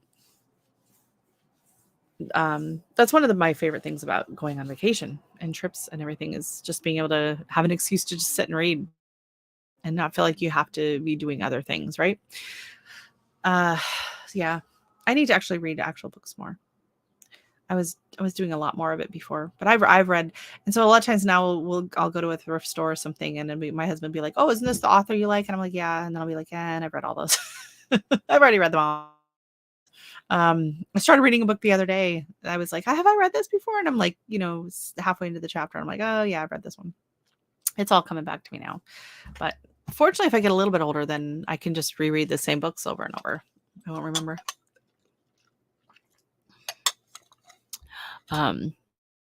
That I feel bad for my mom because my mom loves to read, but her vision is not great. Since she had her stroke, she lost her vision in her left eye. And then just reading out of one eye, like she could do it, but she has trouble focusing. It kind of makes her feel nauseated. So anyway, speaking of my mother, hospital right now. She went into the hospital Monday night. She wasn't feeling good. She was throwing up, and she had a bout of this a couple of weeks ago, and then she got better, and then it started again. And she's been complaining to me all week of her ribs hurting, like her rib cage. I was saying, well, maybe like you got a rib out or something. Like make sure because she's in a assisted living facility. So make sure you tell the staff there. She goes, oh, I did. I told them I wanted a Tylenol. I'm like, well, did you tell them why you wanted a Tylenol? Because there's a big difference between because my rib cage hurts and I have a headache, right? Like they need to know what's going on. And from sitting in my wheelchair, I want to get transferred to the recliner. When I sit in my wheelchair too long, it's sore. So I'm like, please tell me that you're telling them. I talked to my dad about it, and we were both thinking, she gets moved around and whipped around, by the staff and stuff. You can get a rib out or nerve or something can bother you. If you've never seen an on-site production, it's millions of dollars, and I can't even imagine. Oh wow. I can't even imagine how much effort goes into putting that. I mean, I know how much work goes into my stupid 15 YouTube video. I cannot imagine like all the coordination, everything that goes into that. So anyways, Monday night I talked to her just before noon her time. So they're in Alaska, so she's 4 hours behind me. So I talked to her just before she went for lunch, and she seemed fine. And so then she got sick that night and started throwing up and everything. So then they called the ambulance and they sent her into the hospital to see what was going on. And it turns out, so then I called yesterday to talk to her. They're like, oh, your mom's at the hospital. I'm like, what? So they called the hospital, talked to the staff, and they weren't sure what was going on. They were at the time, but she had some kind of an infection. She had elevated white blood cells. And so they weren't sure what it was yet. So they're running tests. So talked to my dad last night, and it turns out she has gallstones and pancreatitis. So they're going to know more today. I guess they were doing a culture on it done. And so today they will, I guess, find out what the treatment course is going to be. They don't want to have to do any operating if they don't have to. So I don't know, like, it depends on how big the gallstones are. I don't know if they can, I think they can like use sound waves or something to blast them up or whatever. But I'm just really glad that, because I was like, this isn't normal. And my mom has an extremely high pain tolerance. Like she has ADD. She does not feel pain like normal people feel pain. So for her to be complaining about something hurting, then I know it's something like it's pretty serious. So yeah, we'll find out more today, I guess, on what thing, but let me tell you, she is loving the morphine. So I called and talked to her, and she was sounding a little tired. And so then I talked to her for about a half an hour, and she was like, I think I'm going to fall asleep. I said, well, you need to sleep. Go to sleep, sleep, sleep. So then I called, and after that, I talked to my dad, and I said, oh yeah, mom's going to be taking a nap or whatever. Called a few hours later. Apparently she'd had a really good nap. She's jacked up on morphine, and he's like, she was so perky, and she was trying to get him to come to the hospital and take her out for dinner because she wanted to go out and do something. So anyways, yeah, he was like, yeah, and all the were like adoring her and everything because she's such a gem of a person. So the staff is just loving her. Hey, welcome in. How are you doing this morning? Nice to see you at home, Stud Hustle. She's over there hustling. You can assume the green fabric is used as a green screen. Oh, I had looked into like the whole green screen thing originally, and then I'm like, yeah, no. I don't even have room to really put it up here. And then I don't know. I think they do a decent job with the app that I use. So I use what's called X Split V Cam is the software. And it gives me the option, like I have my little logo here on the screen, and then I can go in and I can drop pictures in the background, or I can just remove it and be a blurry black screen like this, or you know, like you do. But I don't know. I think it does a decent job without having to actually have the actual green screen, right? Um, has a finger nick on pulling briars 2 days ago. Oh no. Yeah. Did you miss the collab chat? A bit. No, like I haven't done like basically I still haven't figured out we still haven't figured out hashtag. Chop chop people in the chat. Basically across the board. So whatever skill set you're interested in, it does not have to be or gardening related. If you're a mechanic, if you all skills are valuable. Every skill, even if drawing, art, every skill is valuable. And learning a new skill, whether you think it has a practical application in your life, just the process of learning something, seeing something new, is extremely good for your mental acuity, your well-being, and you never know when that can translate to another skill set. And so I just kind of wanted people to focus on, like skills that they're looking to build towards this year, or in the next coming years, like she's building her homestead, right? So she's going to be learning a lot of construction skills this year, on renovating, and then she's going to be doing the coop, and then next year she's hoping to get goats. So like if you have like a 5-year plan and you have skills that you want to learn as you go. But I also really want people to focus on the skills that you've already learned. Because sometimes we get overwhelmed thinking about what we don't know, and sometimes it's really, really good and helpful to pull back and appreciate what we do know and the skills that we do have, because it helps build our confidence. And so it's like, wait a minute, I've learned how to do this and this in the past couple of years.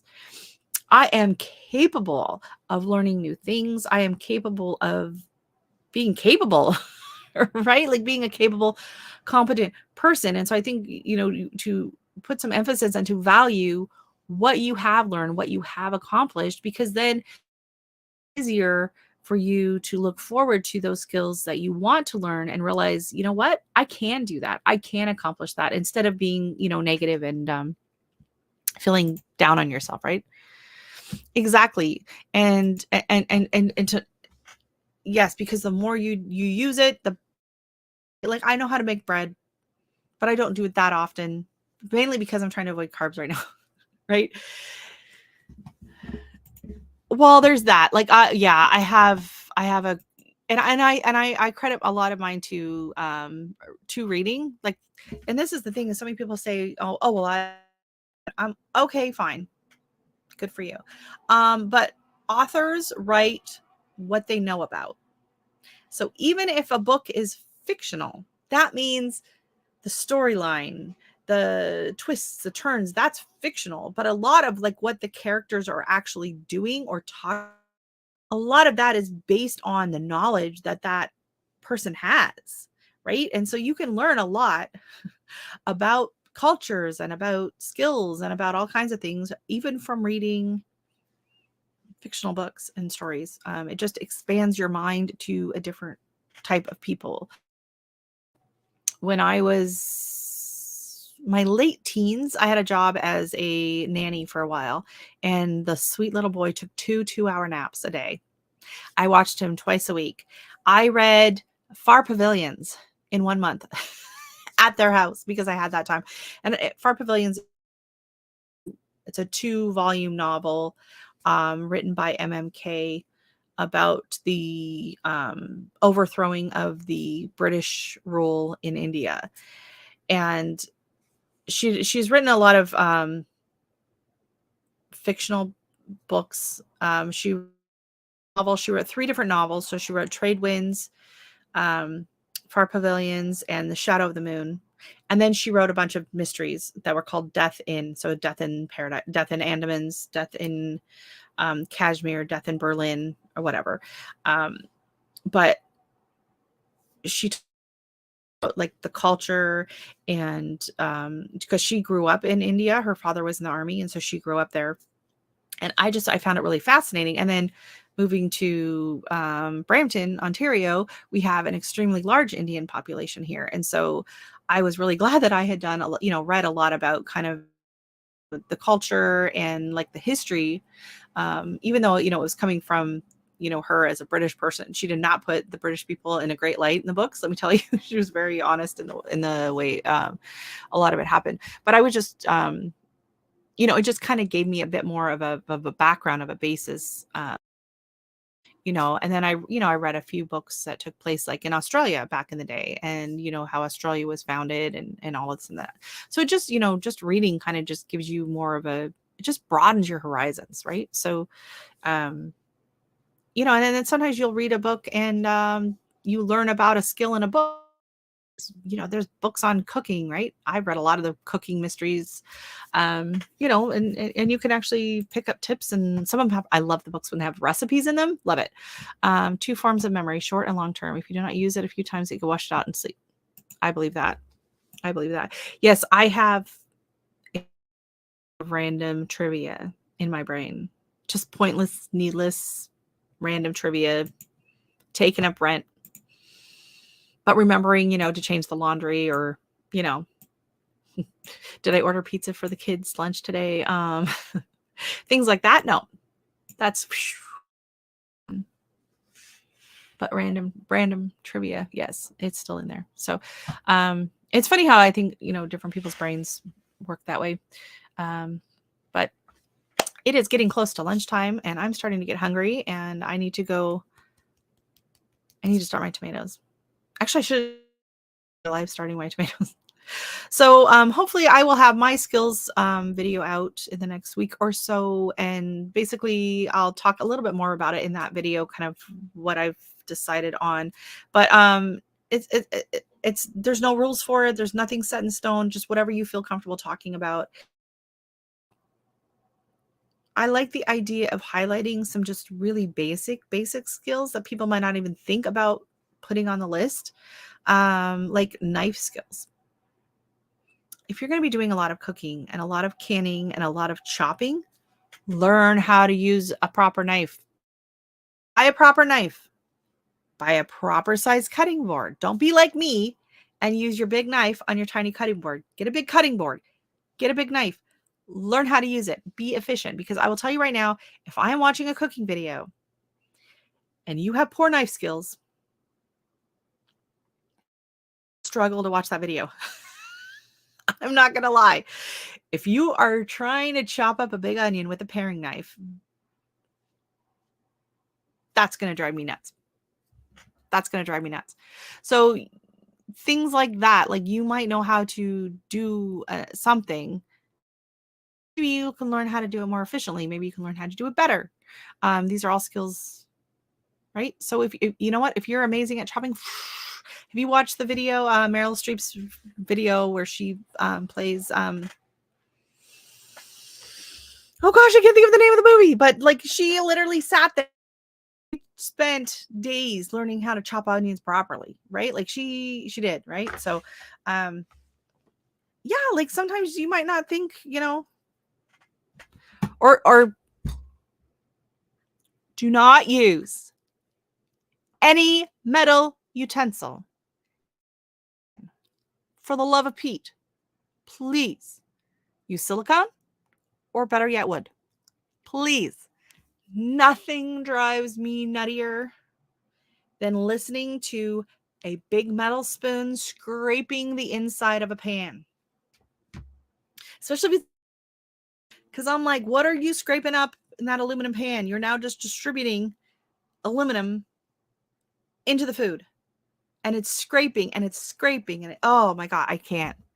I like have to hit mute on the channel. It drives me nuts. I can't. It's like, get a wooden spoon, please. Go over to Miss Ann. Buy a wooden spoon off of her. Use your wooden spoons. That's what they're there for. I have, because she's like, her uncle makes the pushers, she calls them, the wooden, like the big wooden spatulas. I have a set my dad bought me for Christmas a couple years ago called, what are they called? Spurtles. I got 3 different sizes, and and it's a nice big wooden paddle, and I use that all the time. I love them.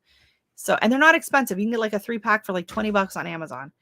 Invest in a nice wooden spoon. Please stop poisoning your family.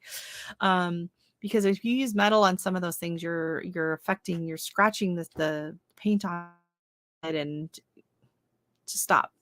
The sound enough is annoying. Please stop. That's going to be my public service announcement of the day. Use a wooden spoon, please, or nonstick or skillet. I mean, I don't like using this silicone as high heat situation, because again, plastic, whatever, right? So wooden spoons all the way, 100%. So anyways, does anyone have any questions before I sign off? And go have some chili. I made chili yesterday. Love chili. It's a bit warm. I don't know why I made chili on such a warm day, but so basically, if you just a list of the skills that you have learned for your goals, your home, whether it's homesteading, whether it's your career, whether it's, whatever your goals are for your hobbies, a list learned. And maybe you haven't even learned them that well, but you've dabbled into it and you want to just say, listen, I learned how to do this, this, and this, but I want to learn how to do it better. I want to learn how to do it more efficiently. And then like just totally new skills, like last year, I was like, I want to learn how to can.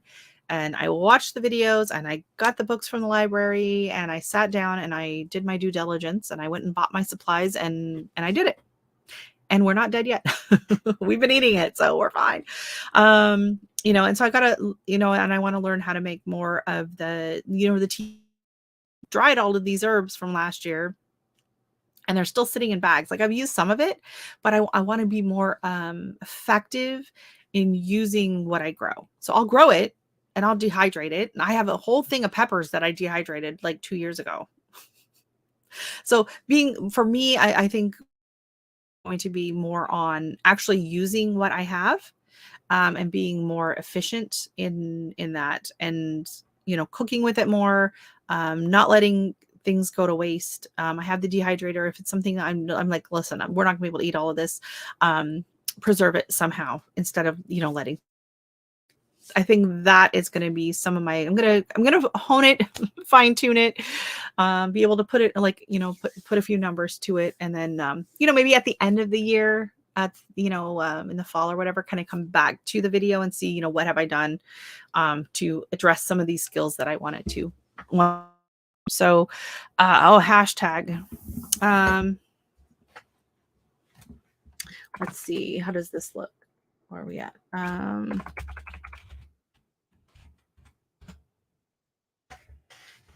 How's that? Skills 2023.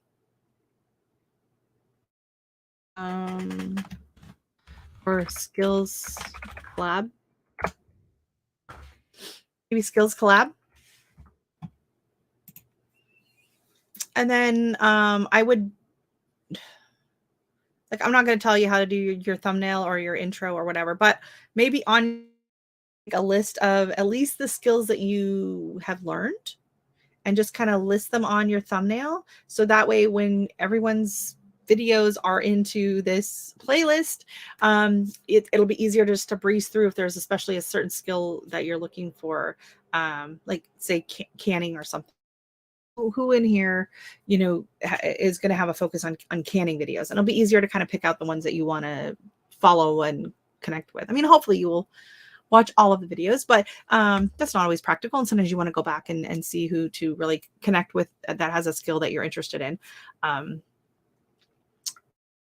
Of skills you want to learn, and you see someone on there, you might be like, hey, you know what, I have a video on this or that, but don't be obnoxious about it. So anyways, thank you so much, everybody. This was a quick little pop-up live. And so yeah, my daughter, she's 14 today. It's so hard to believe. You had to step out for a meeting. No worries, Nicole. Actually, I was just going to sign off, and then I just remembered I never showed you the videos. The picture. So I have a video coming. I never actually got around to.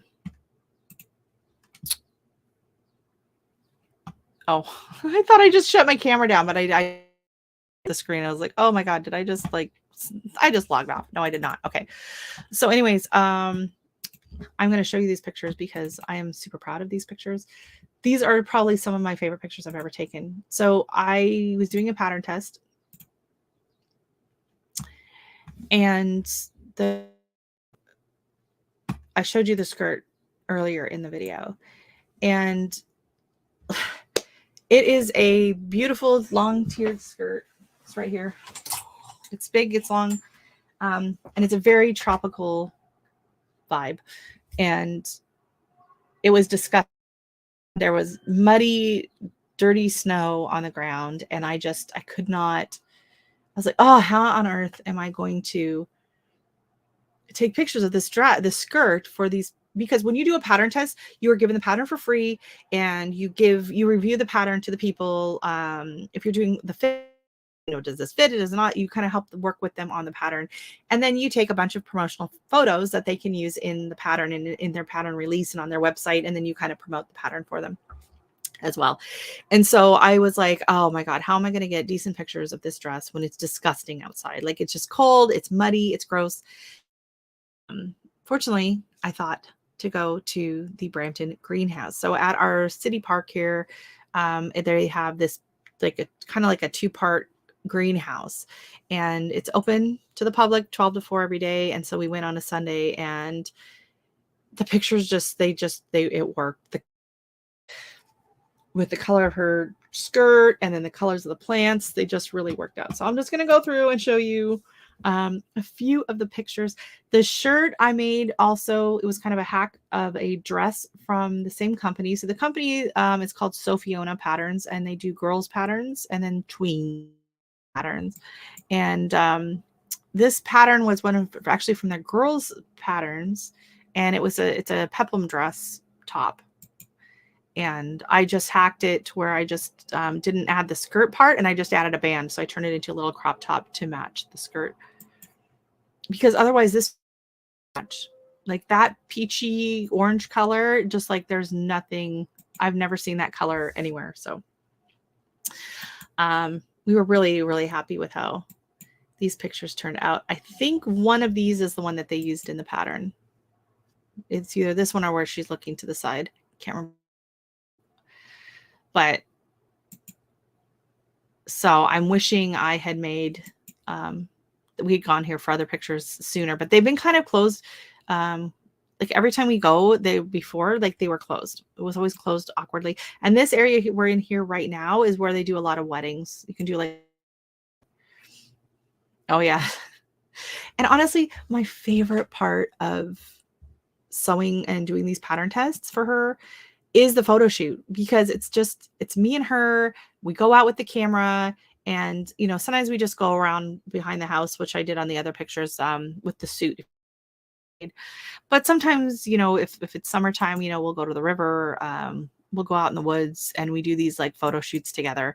And she has so much fun, and it's so fun for me to see her just kind of blossoming in front of the camera. She's got a lot of confidence, and she has a lot of fun and a lot of sass, and we just have a really great mom.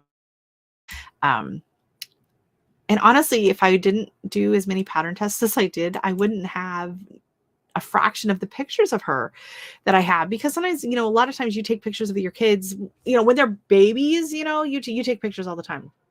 But when they get older, you take pictures like on their birthday or on a trip. You realize, when I go through like the pictures at the end, like every year it was be like around Christmas time, I would print out a bunch of pictures for my parents, and it'd be like 70% of the pictures I printed out for them were from pattern tests or because I'd sewn an outfit for her and I wanted to take pictures of it. So much fun. It was okay. So there's still snow on the ground, and I think it was barely above freezing this day. And the water, the other half, so it's very shallow here. It's a wading pool, and it's also it's a skating rink in the wintertime, and then in the summertime it's a wading pool. The other deeper still had ice on it. So I did not ask her to go in. She wanted to go in. She's like, "Can I go in the water?" I'm like, "It's freezing. Are you kidding me?" And she's like, it'll be fine." So she wanted to go in. So I was like, all right. So she went in. We tried some of the kicking water videos. You can't see the spray, but we tried. And then she just was having a great time. I know. It was crazy. I was like, I'm not going in there. I'm sitting, I had my coat on while I'm taking these pictures. But we're at a city park. There's people walking around. I just love to see that she just doesn't, she just, she doesn't care that other people were watching or looking. Um, she's just out there having fun. And this picture drives me nuts. She didn't point her toes right here. I'm like, this foot, why didn't you point it? I think she did. I took it at the wrong time. I was like, I wish I could tweak the foot a little bit. See, this was the weather. And there she is out there. Just, yeah, crazy kid. And then the other one I was just talking about, I'll show you on those two, because I'm pretty proud of those pictures, despite the weather. So this is what it looked like outside, because really the week before. I was out the week before taking these. I think it fits the outfit better. I mean, this is like a wool suit set combo, but it's definitely a very different vibe. This was for the shirt that I had done for my friend. And this shirt, it's funny because a lot of the other patterns, the pictures are all, they're boys, and it's a unisex pattern, right? So boy or girl. And a lot of them were a lot more sports style. And I posted this sewing groups, and this lady blasted me in the comment section. She goes, the link you showed goes to some boy's t-shirt. It doesn't show in this at all. That's like misinformation and whatever. And I was like, actually, that is the shirt. And if you click through the listing, you'll see these pictures of my daughter on the website for that shirt. And so I showed her the screenshots below the comment, and never saw another comment from her. I guess it just wasn't what she was expecting. So this was a super fun project. I made this jacket when I went to my sewing retreat. So one of my favorite pictures, cracks me up. I mean, that's what I should be showing you, are the outtakes, because here, let me see. Like, oh, I don't think I have any on here. She is such a goofball. Yeah, I know. It was really rude. And then I was like, oh, well, actually, you're wrong. Yeah. And then she just ghosted me after that. I was like, so I was a little annoyed. I was like, how dare you? How dare you? But yeah, so I was going to show you. Well, I won't show those ones, but it's a swimsuit. Maybe not. But yeah, so just over the years, I've honed my sewing skills and working on the photography, and it's really brought a lot of joy and bonding, I think, which has been really fun. So, oh my God, I wish you guys could smell these. Oh, they smell so good. Every day, I love having them in my bedroom. My bedroom smells so good right now. And there's blue, and it's beautiful outside. And then next week, it's going to be in the 40s. I'm gonna be complaining and crying a lot next week. But anyways, Nicole, did you see the outfits I made? Did you see the little hoodie I made? Oh, I gotta turn off the. Oh, where's the camera? My screen. I can't remember if you were in here. If you were, it's fine. But I made this little. It's a size 18 months hoodie. And I added like the little piping, and then it's got these matching little pajama pants. And then I made him the pajamas. Boom, boom, boom, boom. So these cute little pajamas and tank top. You had seen them? I wasn't sure. I couldn't remember. So I'm going to add more to that. And then the dress I made her for her birthday, and I'm not sure she's not in love with it. So I think once I get it hemmed and everything, she kept trying it on. She's into stuff a little bit more fitted, and it's a very loose, flowy sundress. But she insisted on a belt, so I made her a belt last night. So hopefully she'll like it better with the belt now. And I think I'm gonna just hem it. I think it was a little long, that the length was a little weird. So I think I'm gonna hem it, and then hopefully maybe she'll wear it this afternoon. I'm hoping to take her to go to the river with her and Dexter for a little bit this afternoon, because it's gonna be a fun little treat today. And then she's having her party on Saturday, and then I'm going to my friend's little guy's birthday party on Sunday. So I got a few more outfits to sew. So I got to figure out what I'm gonna finish making him. So he's gonna have like a whole nice little mixy matchy sets and everything. But okay, I'm finally signing off now. I'm gonna have to go make lunch and go check on Dexter because he's been awfully quiet. That's never a good thing. So anyways, thank you so much everyone that came in. And I think I like the idea. Which hashtag? Skills Collab or Skills 2023? I think I like Skills Collab and just combine it all.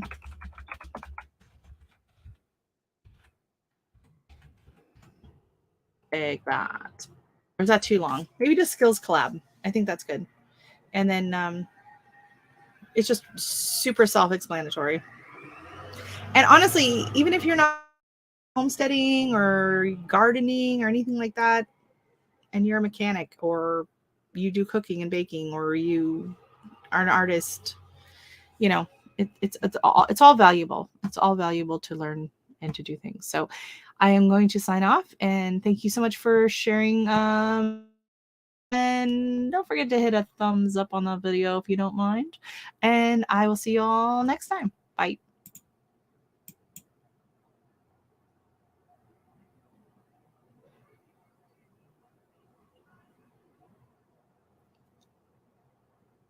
Bye.